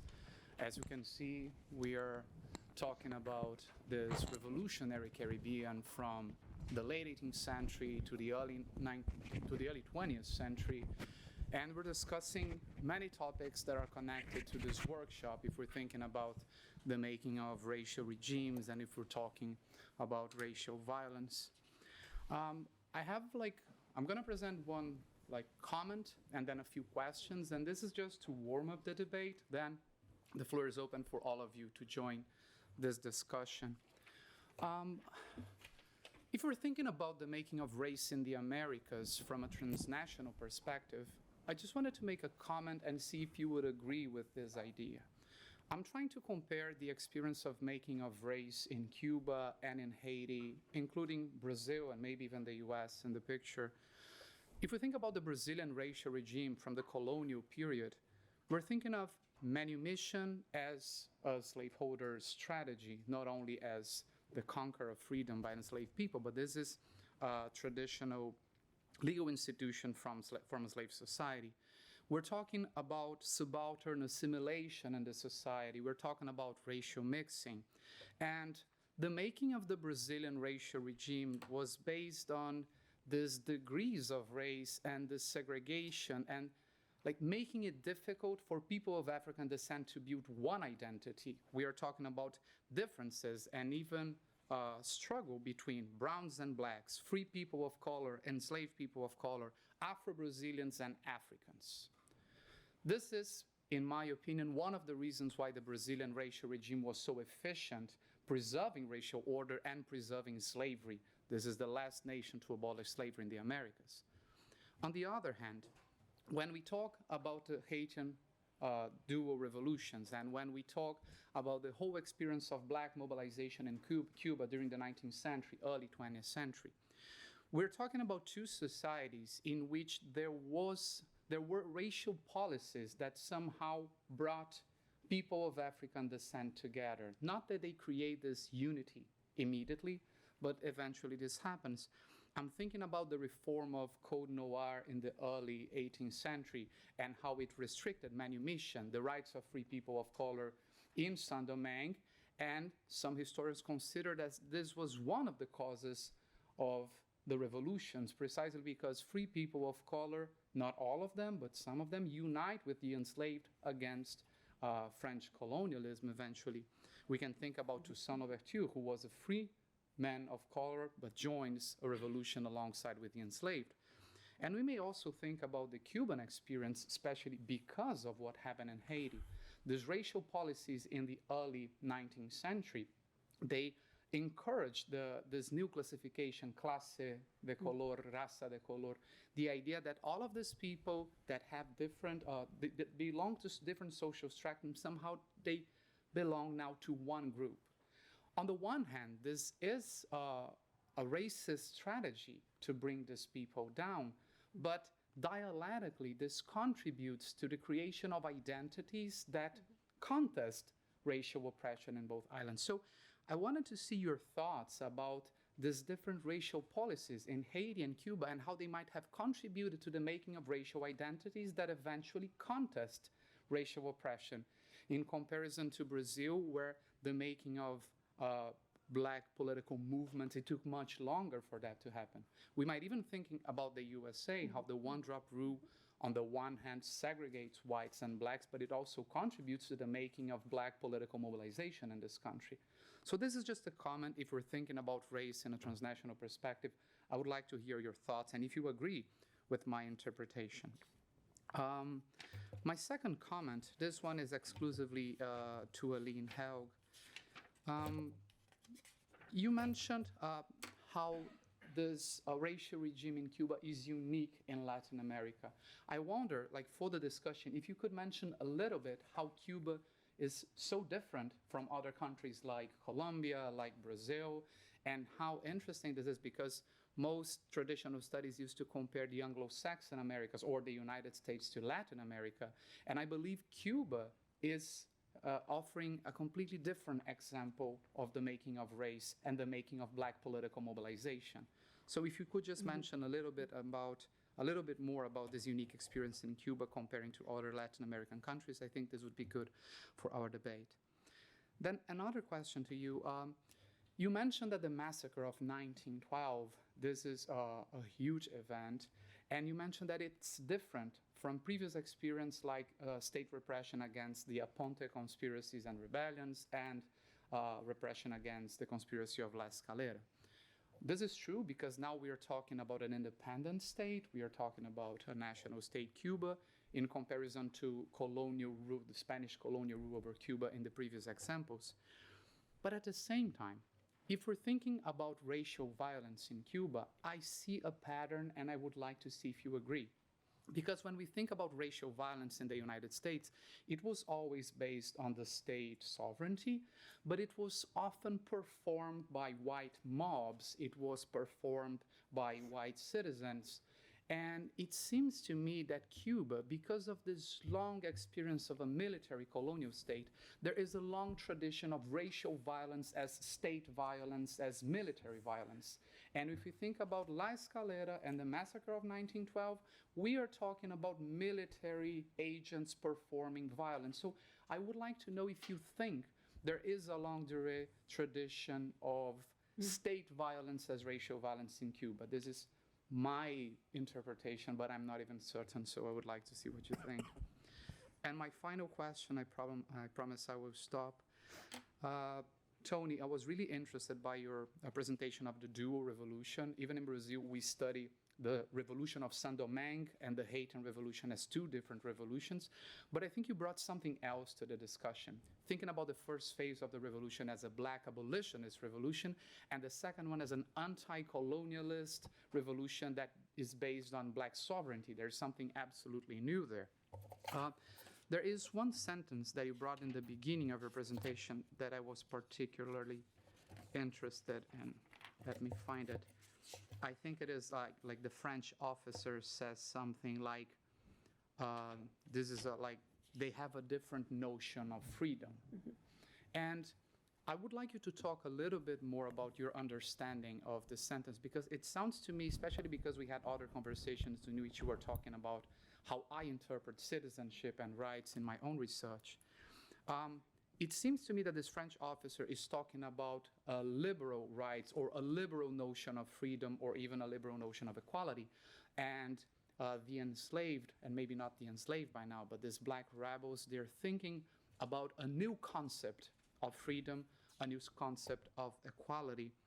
It seems to me that you're pushing us to think that during the age of revolutions, we are talking about the making of liberalism. We're talking about the making of this liberal vocabulary, these liberal concepts of what freedom and equality before the law should look like. And the Haitian revolution the dual revolutions in Haiti, they might be the ones who were pushing these concepts even further, thinking about a new conceptualization of freedom, a new conceptualization of equality, setting a precedent long before Marx or labor movements in Europe. I would like you to talk to us a little bit more about that, especially because I'm thinking that Brazil, the United States, Cuba, these are nations that in the aftermath of the Haitian revolutions, they built their constitutional regimes, especially thinking about Brazil and Cuba. We can talk about the Spanish constitutionalism and later Cuban constitutionalism, and how this experience of the making of constitutional regimes and the making of this language of rights was not only inspired by liberalism in a way that could combine liberalism and slavery, it was supposed to be the opposite of the precedent established by the Haitian revolutions. So I'm thinking that it is not only that Haitians were moving beyond liberalism, but by setting such a radical precedent, they might have influenced the making of this new liberal slaveholding regimes in Brazil, Cuba, and the United States. So it's not only that this was an alternative, maybe this is the reason why Brazilian, Spanish, and American statesmen, they decided to defend not only liberal, but a slaveholding, liberal notion of citizenship, freedom, and equality in these countries. So this is just something for us to keep thinking with a transnational perspective about this, this phenomenon. Thank you so much. Oh, I think you have the microphone, so you don't need to stand up if Okay. you... Should I start? Yeah, please. Complex questions. Try to address them, but very interesting and, of course, fundamental questions. If I'm correct, I mean, the first question is about how, in fact, this racial system, peculiar racial system in Cuba, helped uniting people of African descent from so many different kind of origin, status, and skin color, etc. Well, this is more or less on the surface, but of course there were a lot of tensions, differences between those who were African-born, those who were native Creole, those who managed to have some training, such as Antonio Maceo, but others as well. So, but yet the common experience of this legislation that lasted throughout the 19th century, and this is very different from Brazil, continental Spanish America that became independent, that really helped to unite people with leaders who would belong to the sort of those like Maceo, or in the paper I talk about Juan Gualberto Gomez, who were discriminated all their lives, but still had managed a degree of leadership that really made them stand up. And that meant that for them, it was very important to distinguish themselves from Haitians. And that you see throughout the mobilization, and even Juan Gualberto Gomez has an article in which he says nothing can happen as in Haiti, in Cuba, because the slaves were not the same origin. So that was the barbarian Congos in Haiti, where in Cuba it was the more civilized Lukumi.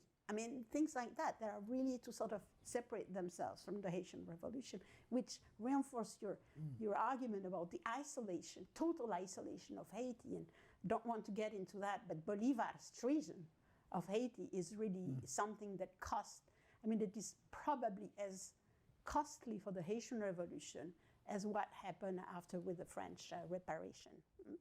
So, and at the same time, you're absolutely right to say that this unity has something that is common with the US. And in fact, going back to the Partido Independiente de Color, but also there were quite a few Afro-Cubans who were in the US after the Sanson Treaty in 1878, who were refugees in the US.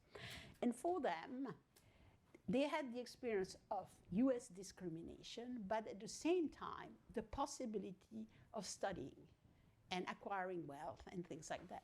Because there was this black community who could develop itself in the US, which was not the case in Cuba. So you see, for example, one of the major Afro-Cuban man who was in New York has in his writing, he has portrait of his daughters dressed with, when they graduate from university, probably black university in the United States. But it was something that was not possible in Cuba because of this restriction. So, and the members of the Partido Independiente de Color, they have articles in which they complain, they say, well, it's when I quoted this thing, racism in Cuba is ugly because it's hidden. In the United States, it's open, but at least they can organize and do things on their own. And then what they labeled for the crime that was committed against Afro-Cubans in Cuba, moral lynching, because you could not tell them lynching. So that's true. I mean, but interestingly, they never relate themselves either to Brazil nor continental Spanish America. This is nowhere. Haiti, the United States is the references for them. So that's the first question, I think, a little rapidly. Now, the comparison, rightly, with the rest of Latin America. Why unique? I think because of the rapidity of the formation of this slave society. It's really very short. And if you look at the dates, it's 50 years of total reversal of the demographics. I mean, the first, you know, and then it returned to the demographics of before the, we could say, the slave revolution, slave society revolution. So it's very rapid. And I think for most whites, it was quite visible that they were becoming a minority. I mean, all this writing about Africanization, etc., were there. At the same time, for the free people of color, the experience of being racialized and denied all these rights when the rest of Latin America was becoming independent, that must have been extremely difficult, and also kind of explain something like as early as the Aponte conspiracy in 1912. So certainly this is what I would say is unique. And then the fact that there was this prohibition for people of African descent to study, to have, you know, a major position until the late 19th century. It really means that when they enter independence, they have no preparation possible because they have been held back legally throughout the 19th century. If you look at the independence process in Colombia that I know pretty well, there was this first, I would say, 50 to 52 generation after independence, in which it was, you find free people of African descent who really claim their full equality and try to struggle and to claim their rights, immediately also accused of racism against whites. I mean, this is typical. But then progressively, one generation after the other, they can kind of ascend socially, which is not the case in Cuba. And it's suddenly they are in early 20th century with this constitution in which they are told that anyway, you are equal, and so it's your fault. And at the same time, let's not forget that most of Latin America is under this regime of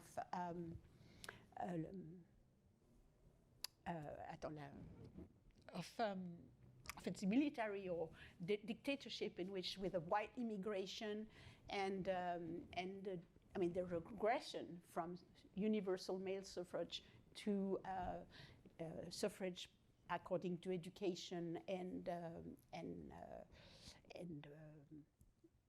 property. So there is a regression in this regime of law and order, voila, that really are there until the Great Depression. So I think it's unique, and at the same time there is also, and perhaps Cubans would agree with that, a sense among Cubans of being exceptional. They don't, it takes time for them to sort of see themselves as a part of Latin America. It's probably after, I would say, after the 1930s and the Great Depression, that there is this sense that it's the same community. I think that's it. And then, the army. Yes, that's a good argument, that in fact it's the army that killed most people. Though the army was sent, and of course there were also Afro-Cubans in the army, but not in position of power. At the same time, some units were white-only units, notably those who were with the new guns that were experimented on Afro-Cubans. And at the same time, there were quite a few volunteers who went there, and even Spanish volunteers to the point that I found in the archives in Spain that it was secret that the ambassador and consuls in Spanish in Cuba wanted that to be completely discreet because some Spaniards without the Cuban nationality had participated in the killing, and that should be not said publicly because it would create, of course, a diplomatic. They were prohibited from doing that. And the consul's reports on that are really probably the best source you can have because they are there in Oriente, they see what happens. You have also a British consul who says, for example, this thing about the ear, that one of these white volunteers made a bad impression arriving in Santayo with bags of ears cut off from people who were killed. And the French consul there also defends those Afro-Cubans who were killed because some of them had in fact Haitian last surnames. And so he defends them as, this is the contrary, as kind of descendant of French. But and then he says it's really the Barthélemy massacre of blacks in Cuba. Where are we now with this, And this provokes enormous tension with the Cuban government, and he has to leave Cuba discreetly again, because that has to be discreet. So yes, state violence, but also I mentioned the 8 Afro-Cubans in the army who were killed by mates. There were a lot of other things. They were not given guns because the military leaders would think that they would then use these guns against whites and so on.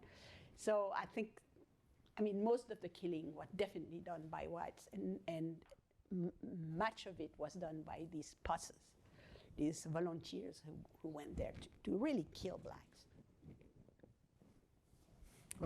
Okay, thanks very much for the question, Marcelo.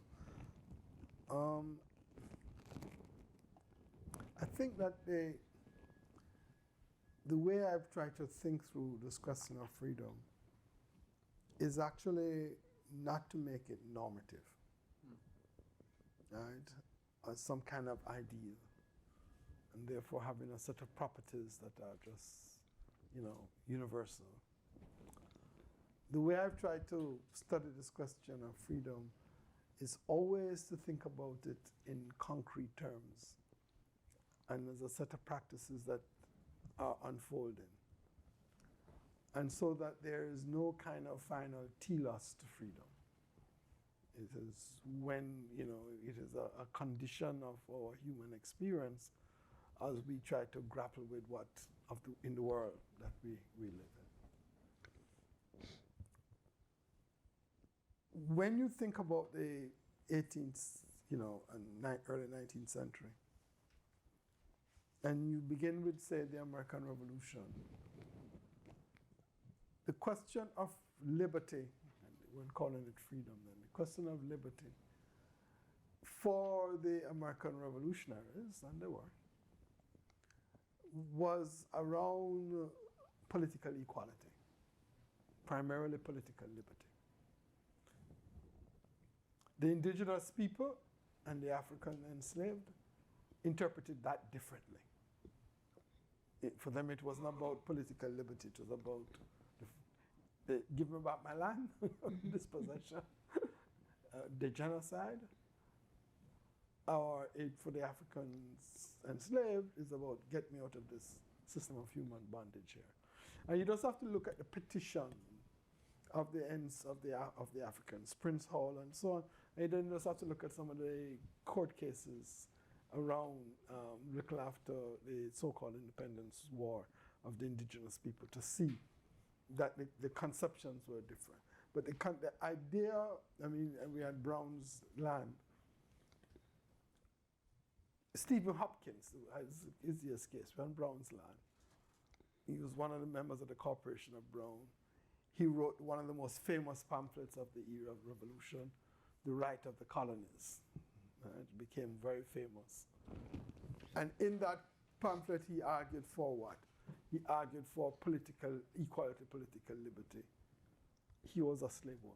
So, right. It didn't occur to him that that question of freedom could apply to, and he became governor of the state of Rhode Island.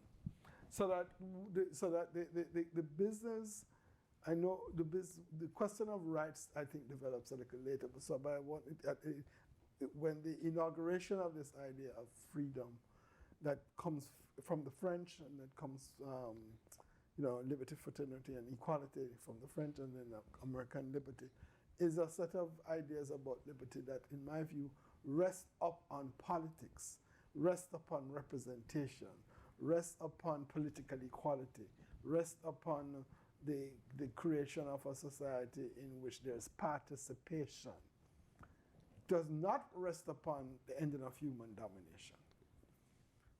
Because if it rests upon that, they would immediately turn and release all their colonies and all the slaves. Right?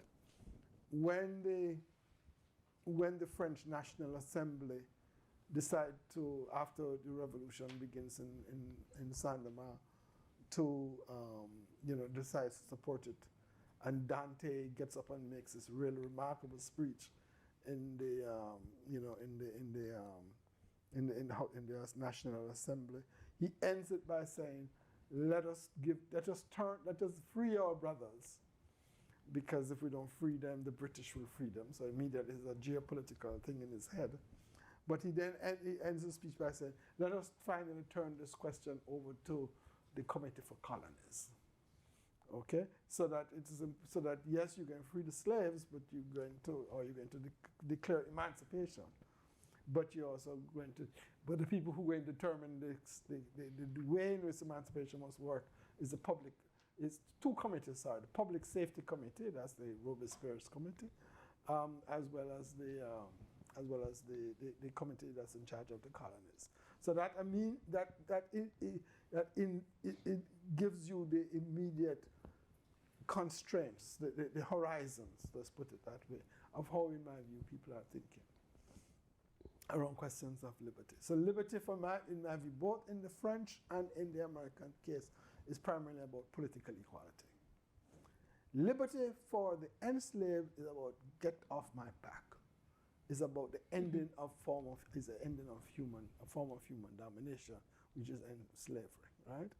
One. Secondly, it is also about forms of equality that are not negotiated through process, through procedural equality. It is not about democracy. There is no question around democracy, which there is around in the French, and representation, right? Forms of representation, rather. That what you have are practices of freedom that have to do with labor, that have, on who owns what, that have to do with a set of relationships with whites, whether or not we're equal or not, whether or not we're brothers, and that's the language that people use, and also therefore, and freedom, which is a set of practices that allow me to produce certain things that I can now do that I was not able to do before. Du Bois actually puts this very well in Black Reconstruction when he says that the freedom that the slaves, in the chapter 5 of the Coming of the Lord, in which he says that what happens is that the slaves walked to town because they could not walk to town before. The slaves had they looked for family because the family was broken up through slavery. He then says they wanted schools, and then made a point that the actual construction of the public school system in United States, which begins with the actions of the enslaved, of the previously enslaved, was the most radical act of the Reconstruction era. Then thrown back after, obviously, when the counter-revolution, in Du Bois' words, begins to happen, and segregation is beginning to reorganize itself and so on, and racial terror and lynching, all the things that we know. So my thing about freedom, therefore, is that we might want to study it as a series of practices when human beings face in a particular circumstances and then begin to struggle with those circumstances and rework those circumstances and think about those circumstances and try to get out of it, right? And that it is therefore not one thing or the other, and not an ideal or and therefore some kind of telos. Because I would then want to fast forward that to say that in the contemporary period, a lot of us would say we are free. But the question of freedom is still a fundamental one because of the ways in which neoliberalism and capitalism has organized us as human beings, as commodities, etc. And how therefore freedom gets reduced to questions of choices. What soap, what toothpaste, etc. Right? Rather than a certain, and how human domination is reworked itself into questions of desire and so on and so forth. And all of that, and I think if you have heard this, all of that in my view comes from the question of, comes from colonialism and racial slavery. In other words, the technologies of rule, the technologies of domination, in which human beings are commodities, in which you try to actually control the body of somebody and the desire of somebody, that all those things are actually techniques of rule that comes out of colonialism and racial slavery in one form or the other, which then creates a certain kind of architectural structure, right? And legacy, if you use that horrible word, for people to think, for the elites to think about how do we control and how do we dominate the societies that we now dominate. Which means that freedom, you are still in a freedom quest, but it's a different freedom quest. Okay?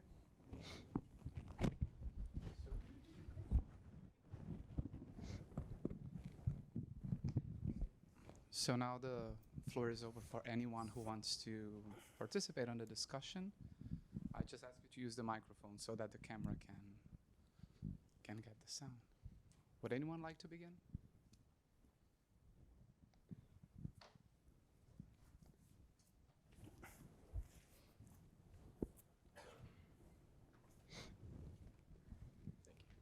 So thank you to both of you for these wonderful talks. I just have a quick question for Professor Bogues. I'm very thoroughly convinced by your case for the duality of the revolution, and when you mentioned Trujillo's point about the unthinkability of it, it made me wonder if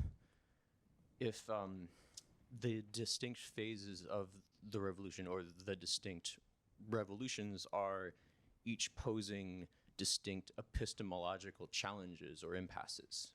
And so are there dual unthinkabilities at stake here? Yeah, I think so. That's a great question.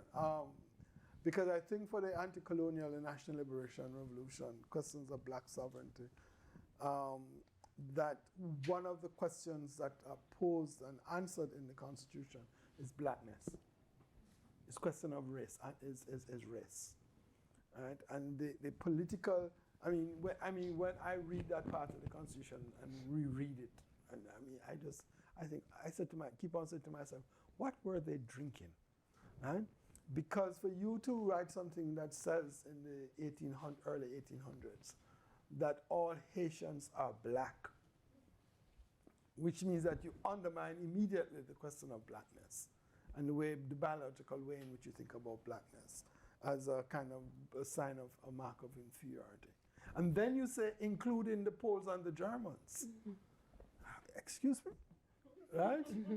Then you have created enormous visual dissonance, but you have also created enormous political and epistemological dissonance, right?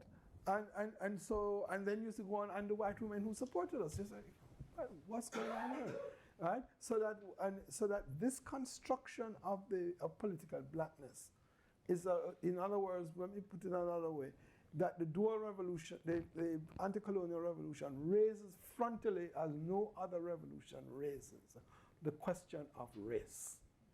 So if the first revolution raises the question of slavery, and based on an aristocracy of the skin, it is about and runs into trouble for all the reasons I talk about. The second revolution raises the question of blackness and raises the question of the undermines race, but also then raises an epistemological question about what is race. Because by then, because the epistemological way in which people then thought of race at that moment through Enlightenment thinking and so on and so forth was either through environment and biology or religion. Right? And all those things, in my view, are undermined. So it creates it opens up a different space. And I think what a first revolution does is that it opens up a different space to think about freedom. Because that to me is a different way to think about freedom. So a different, and it's a kind of political epistemological space that is opened up. I mean, Anna Arendt has a thing, and I don't agree with her, and what she says about revolution. But she has a sentence in her book on revolution in which she says that what revolutions do is that they put new questions on the table. And I think that what the Haitian dual revolution does is that it puts new questions on the table. My view is that it doesn't have to answer them. All right?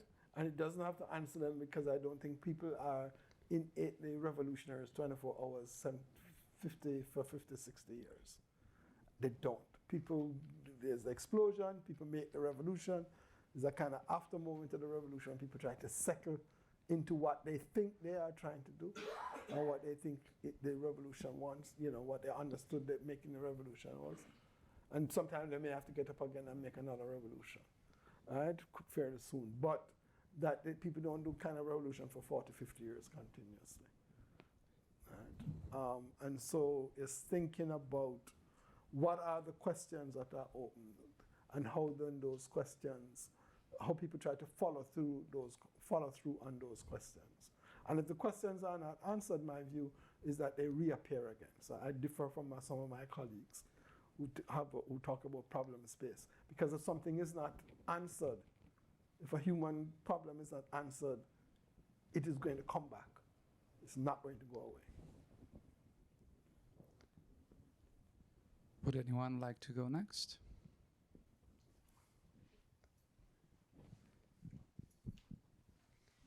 Thank you. Thank you so much. And following up on this idea of unanswered questions and this temporality that is a long duration of unsolved questions, and especially about race, I have studied the colonial films propaganda, mostly pro-imperial propaganda by 1920s, 1930s, 1940s, French, British, and Italian, that were used in colonial schools in West, East, and North Africa.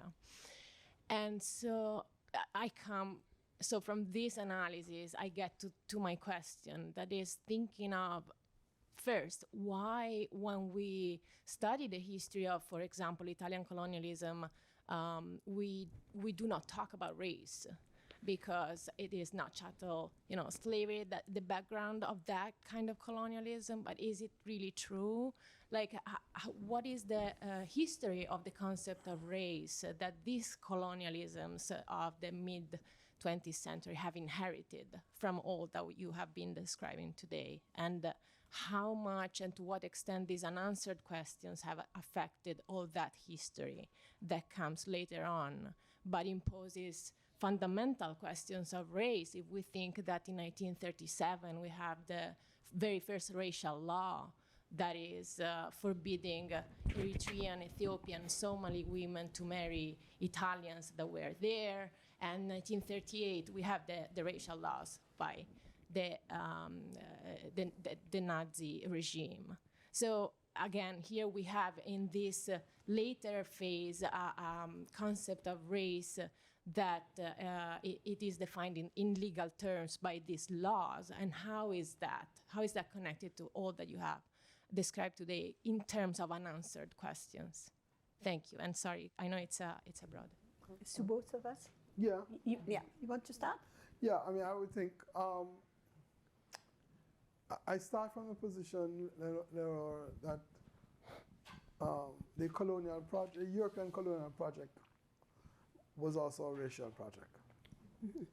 It's not just a project of extraction.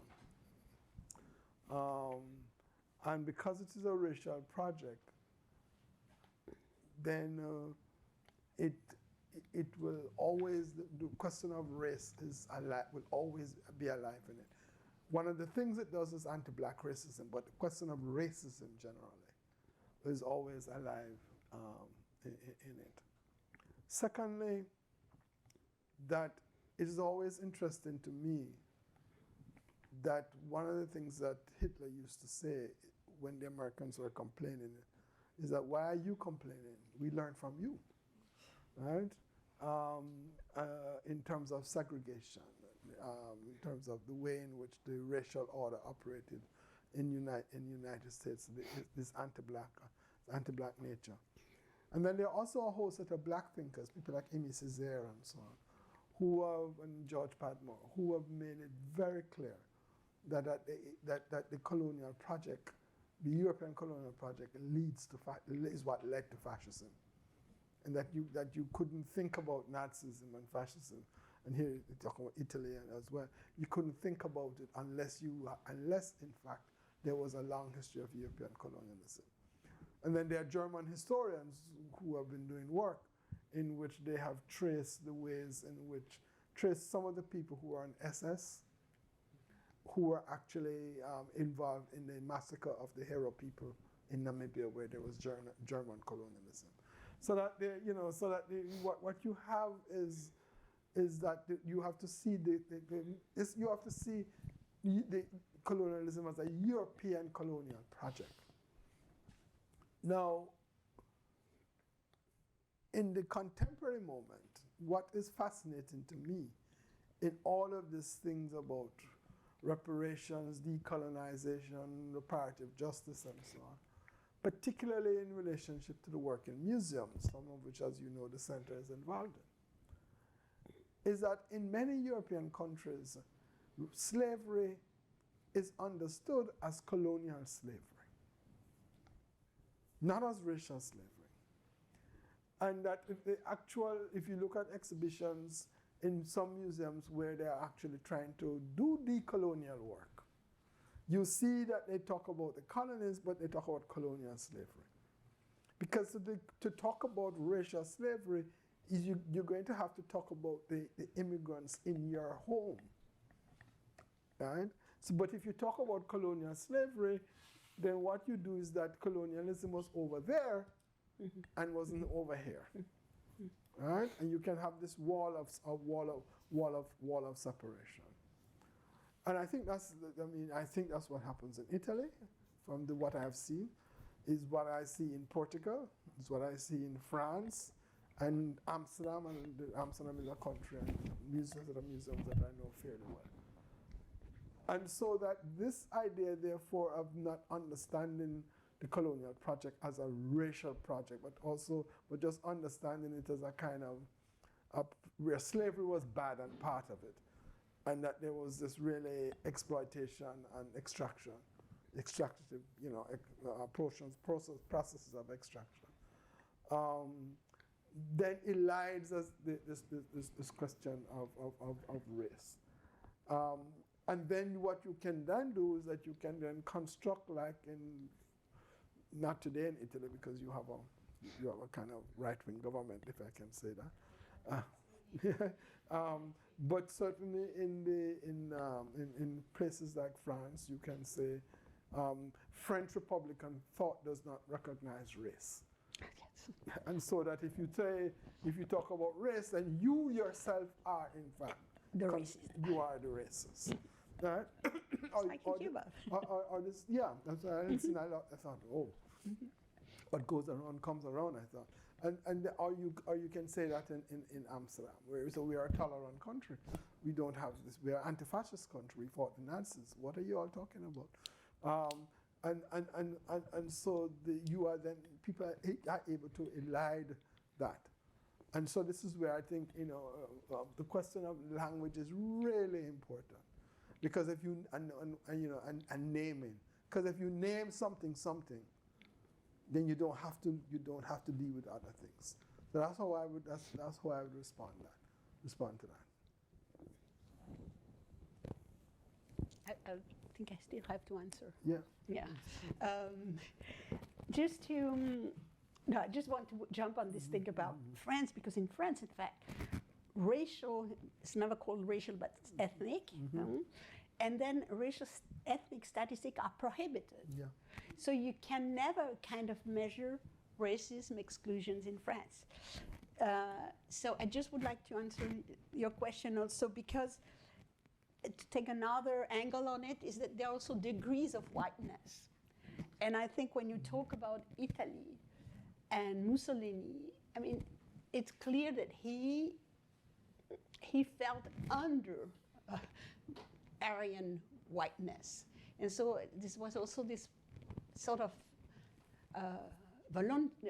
it's will to show that Italians could be as white and as extreme in their racism as German.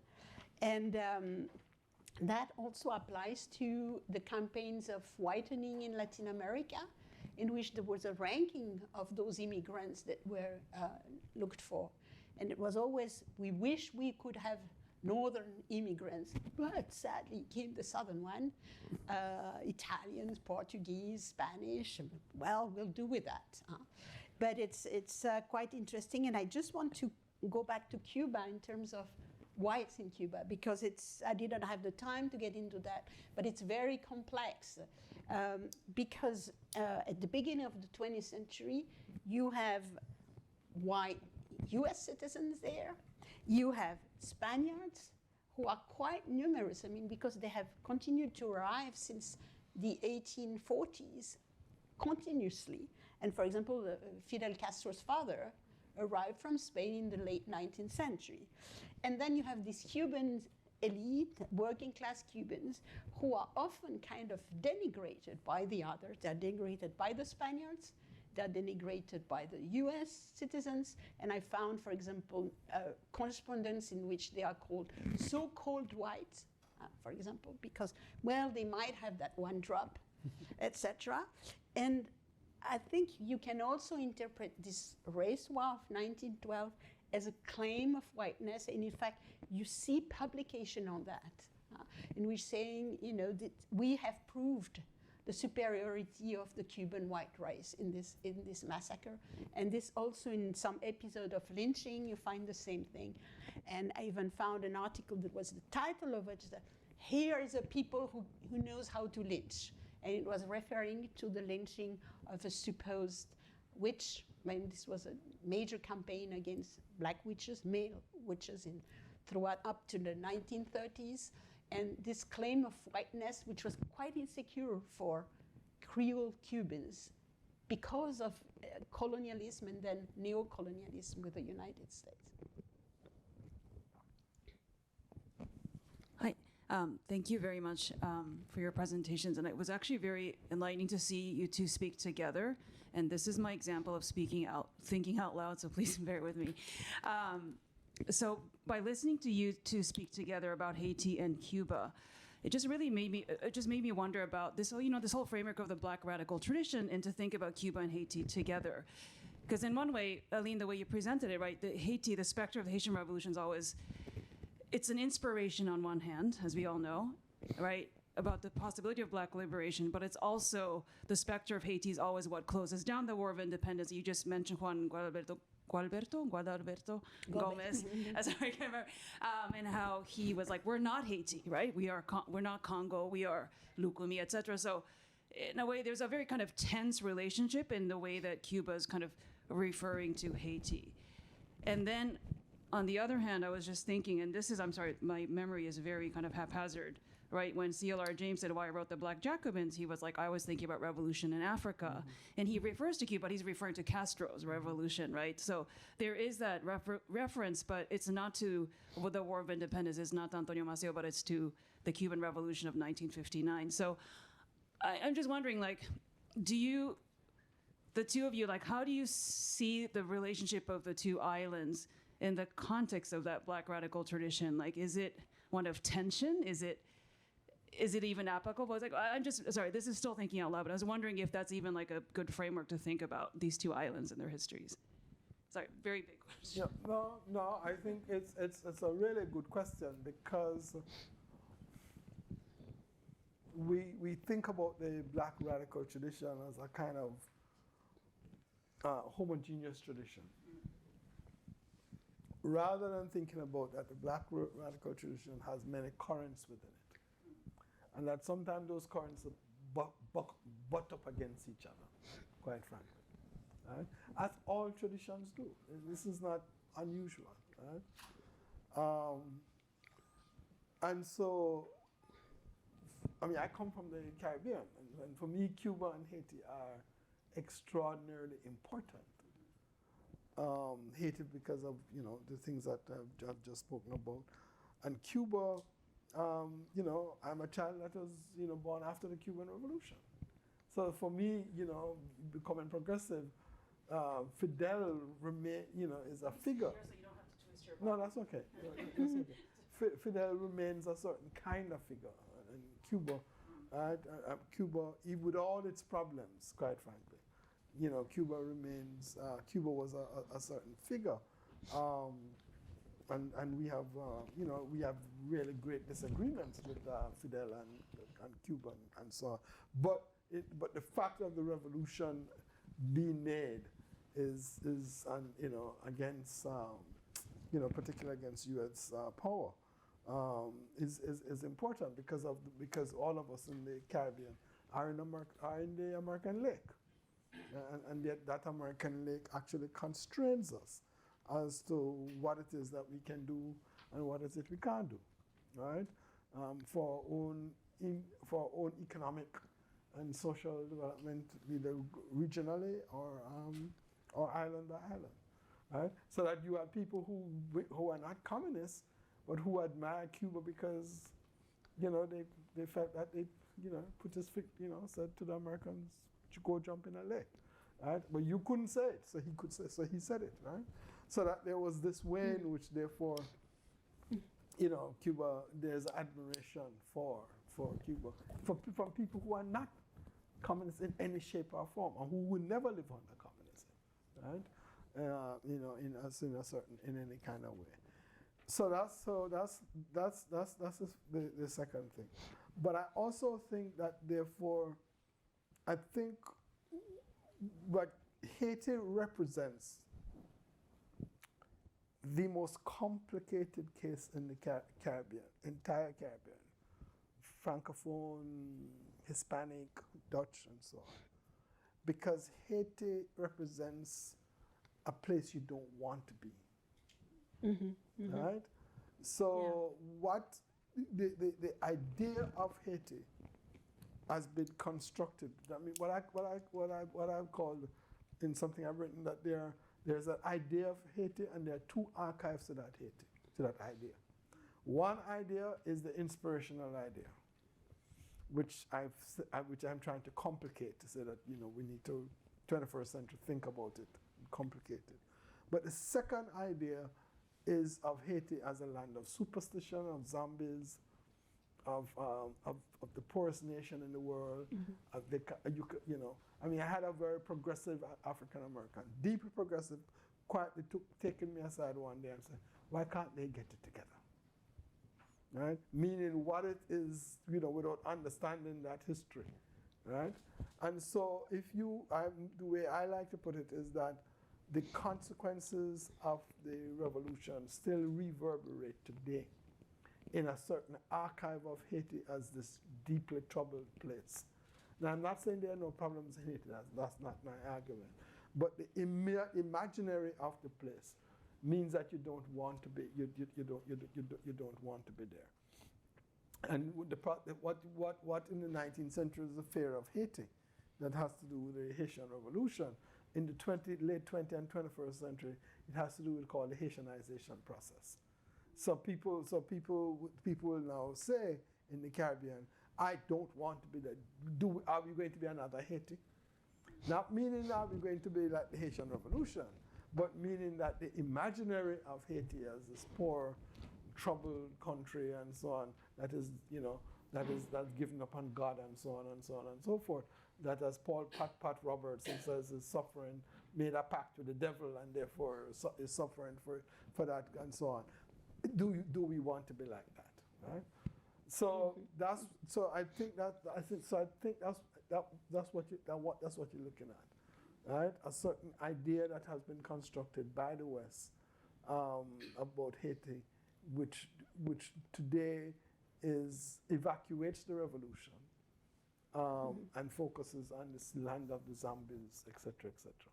And bear in mind, I mean, I always say this, bear in mind that the very first zombie film that Hollywood made, the very first one, called White Zombies, was made in this town in Providence, but was also made around Haiti. And some of the most important Broadway plays that won all the prizes and ran the longest on Broadway was about Haiti. Right. So that this particular idea is what is prevalent. Okay. Well, I'll start with a question for you for later on, because I think there is one moment in which Haiti was the place to be. Oh, yes. Which is when all the, Venezuelan Colombians escaped Spanish reconquest and escaped to Haiti. Yeah. And in fact, Haiti, put up the money, the boats, and so on, so that Bolivar could return to. And I just wonder, this is for you too, if you, in your research you have found letters, correspondence, or things about that period, because I've really always wanted to find something. I read all Bolivar's correspondence, has nothing about what was how did these people, and many of them were black, how did they experience that stay of several months in Pétions, under Pétions in southern Haiti? And that's my question, but I'll just answer before. They experience it as free blacks, A.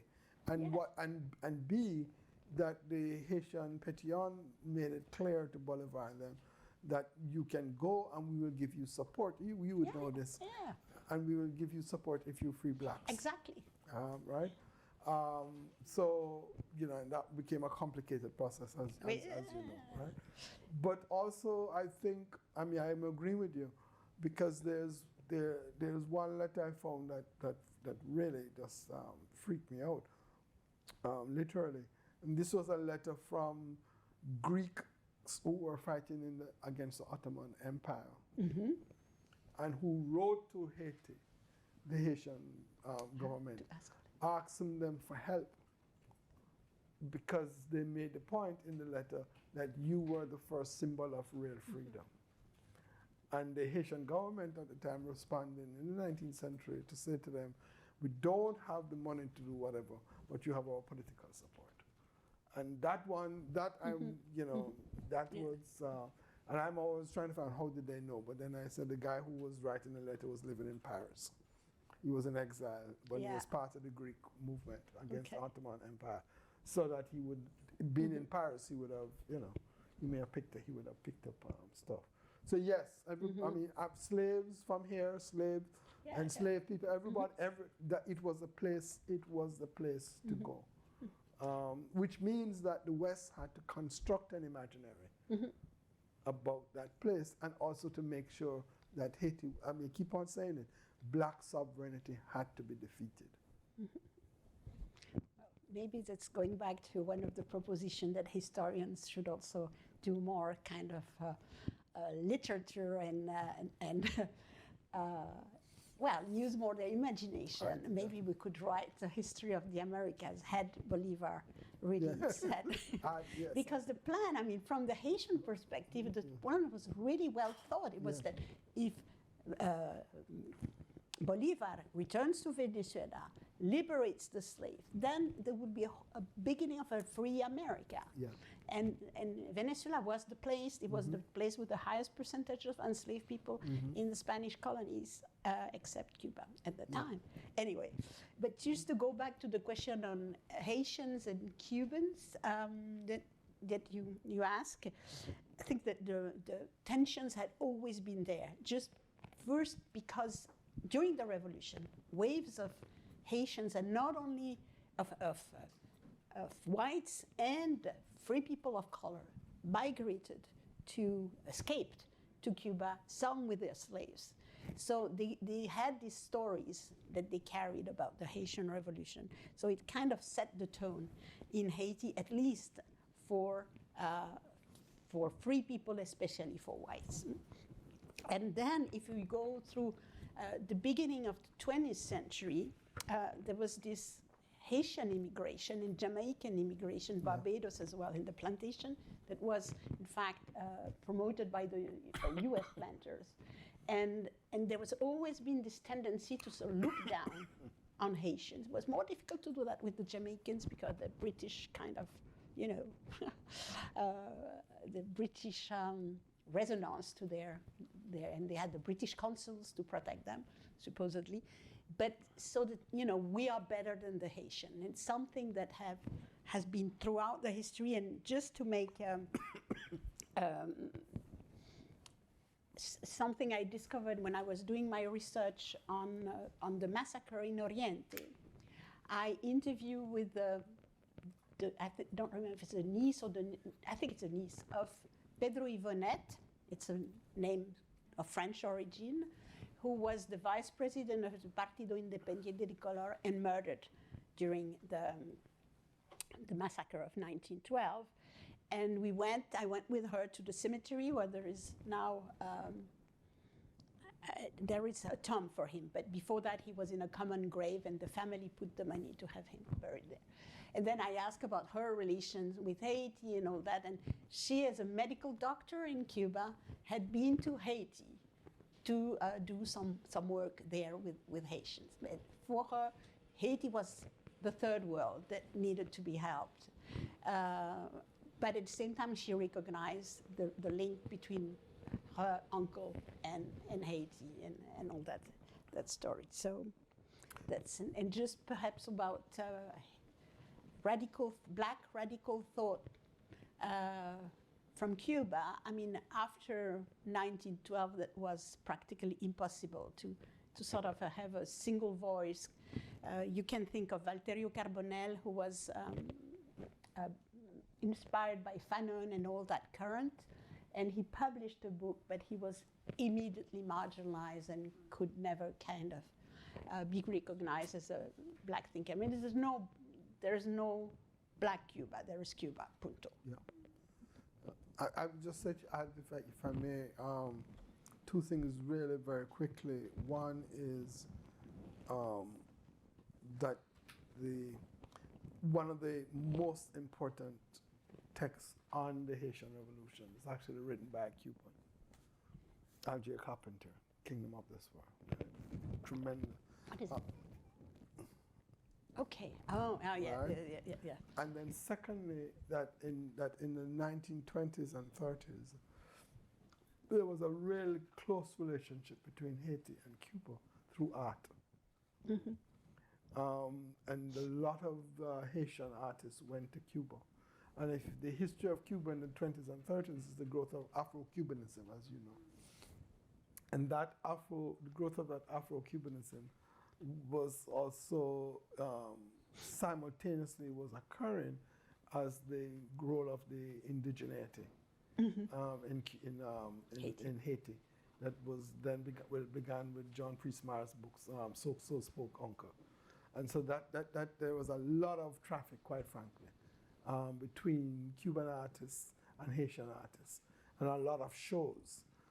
And so that when one of the most important Cuban artists, Afro-Cuban artists, Wilfredo Lam, when he comes back from Paris, goes to Havana, he then quickly comes to Port-au-Prince as well, right? And works in Port-au-Prince becomes an important, and the Haitian art becomes an important element of his thinking around, around the art that he does, and that he begins to draw in his studio and so on. So there's that traffic. That's my point. I think Michael had his hand up. Mark, you have a question? So this might be the final question, since it's almost done. Thank you very much for some really engaging and I think important presentations. I'm wondering if you could each say a bit about the specter of Africa. Professor Helg, you talked about this white Cuban discourse about Africanization, as well as how some of the Afro-Cuban activists you're talking about, are embracing specific African traditions. I think you said Lukumi, but saying, no, we're not Haitian, we're not Congolese. And Professor Bogues, you talked about, of course, the policing of voodoo as a practice, and one seen, very specifically as tied to this African syncretic tradition. And so I'm wondering, how do we think about both how the colonial state, but also activists, revolutionaries are thinking about grappling with, African legacy, African cultural forms in each of your instances. Thank you. Okay. Well, thank you for it's a very interesting question. Well, Africanization was really the term, and you have articles in the first half of the 19th century about that. At the same time, you had this organization, the Cabildos de Nación, which I don't know if you are aware of them, so I don't need to get into details, but still, they united people from same kind of wide common origin in Africa, both enslaved but also free, and often 1-2 generations in turn. They were very important also with the role that they gave to women in this organization as treasury, as organizers. So it was really something that was authorized as a kind of mediator for those new coming Africans, but that were really then kind of transformed by the people into instrument of protection for them and so on. Then, with the end of the slave trade, the number of Africans tend to diminish, and by the time of the 1901 Constitution, one of the other reasons why the race issue is resolved is that the Constitution declares Africans Cubans. Let's go back to to the difference with Brazil. But there were about 20,000 still alive in Cuba. And then what was really repressed at that time, turn of the century, was the expression of African culture and religion that were stereotyped as witchcraft, with really I would say witch scares, with some of these supposed witch being lynched, and also police expedition against them to close, for example, houses for Santeria and all that. And one major case was in the press in fact, it was a survivor of the slave trade, former slaves, who was supposed to have murdered a child, and was then a big trial and so on. And we go back to the, you had the justice system that takes it, but he's sentenced for supposedly having killed that child and taken his entrails and so on, and he's garroted. And that witch scare continues up to the 1930s, and involves in it also Haitian immigrants, but also Afro-Cubans who are practitioners of religion. And there is then, after the revolution, at the beginning, there is no, the expression of Santeria, etc., are banned, but progressively reauthorized. And we cannot forget that when Cuba engaged in supporting the Angola independence movement, then the expedition was named after Carlota, which we know from Marcelo, that she was one of the slaves who was in the uprising of 1843, just after the La Escalera. So it was a way, I mean, certainly Fidel Castro has used, in fact, kind of the way to return to Africa as a way also to make up for the slave trade and to sort of bring the support of Cuba in return, if I can say so. Yeah, thanks, Michael. I would say that in the minds of the early revolutionaries, that Africa was always important.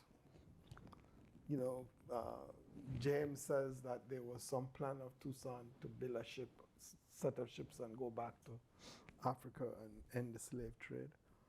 Baron de Vesey, the secretary of Henry Christophe, in his writings, talks about Haiti as the redemption of Africa, the Haitian Revolution's redemption of Africa. And I think there's always been, even, you know, for the revolutionaries, the black revolutionaries as opposed to the mulattoes. And I think you have to think through that. The black revolutionaries, that Africa was always important in some way, even if you didn't recognize it. For the mulattoes, the question was always France, eh? And the ways in which they stick to French culture and so on. But you know that certainly by the time and there was always a question of black nationalism in some way in Haiti in the 19th century. By the time you get to the 1920s, and Jean Prismar's So Spoke Uncle, 1927-28 book, which begins this business of indigeneity, it raises this question of Africa's liquid home. And Africa therefore becomes a really huge, I think, sign in the minds of people. When Patrice Lumumba takes over in the Congo, many Haitian professionals leave, teachers, doctors, nurses, leave Haiti and go and work in the Congo. The very famous filmmaker Roald Peck, whose film you might all know, grew up in the Congo because his parents were teachers, the Haitians, and they went back and they went to the Congo to teach. So that there's always been that there's been that connection, which we to Africa, which I think we have to mark. And certainly voodoo is a syncretic African religion. Sorry, an African religion. I end with the. I don't have the image on me, but one of my favorite paintings is by a Haitian artist called Andre Pierre. And one of his paintings is called "The Loas Going Back to Guinea After Making the Haitian Revolution." And it is the different Loas in the voodoo pantheon, he has given them personalities. And they are on this cloud that is made like a boat, shaped like a boat, and they're going back to Guinea. But it is they who made the revolution. Right? And I've always thought about it as a remarkable painting, but I've always thought about that as a way in which, therefore, the question of Africa still remains in the imaginary. Yeah. Okay. Well, it's over noon by now. I would like to thank Professor Aline Haag, Professor Anthony Bogues for this beautiful presentations. I would like to thank all of you for being here, part of this panel, part of this workshop. As you can see, we have enough topics to discuss for a long time, and I hope this is just the beginning of a conversation. Thank you so much. Thank you very much. Thank you.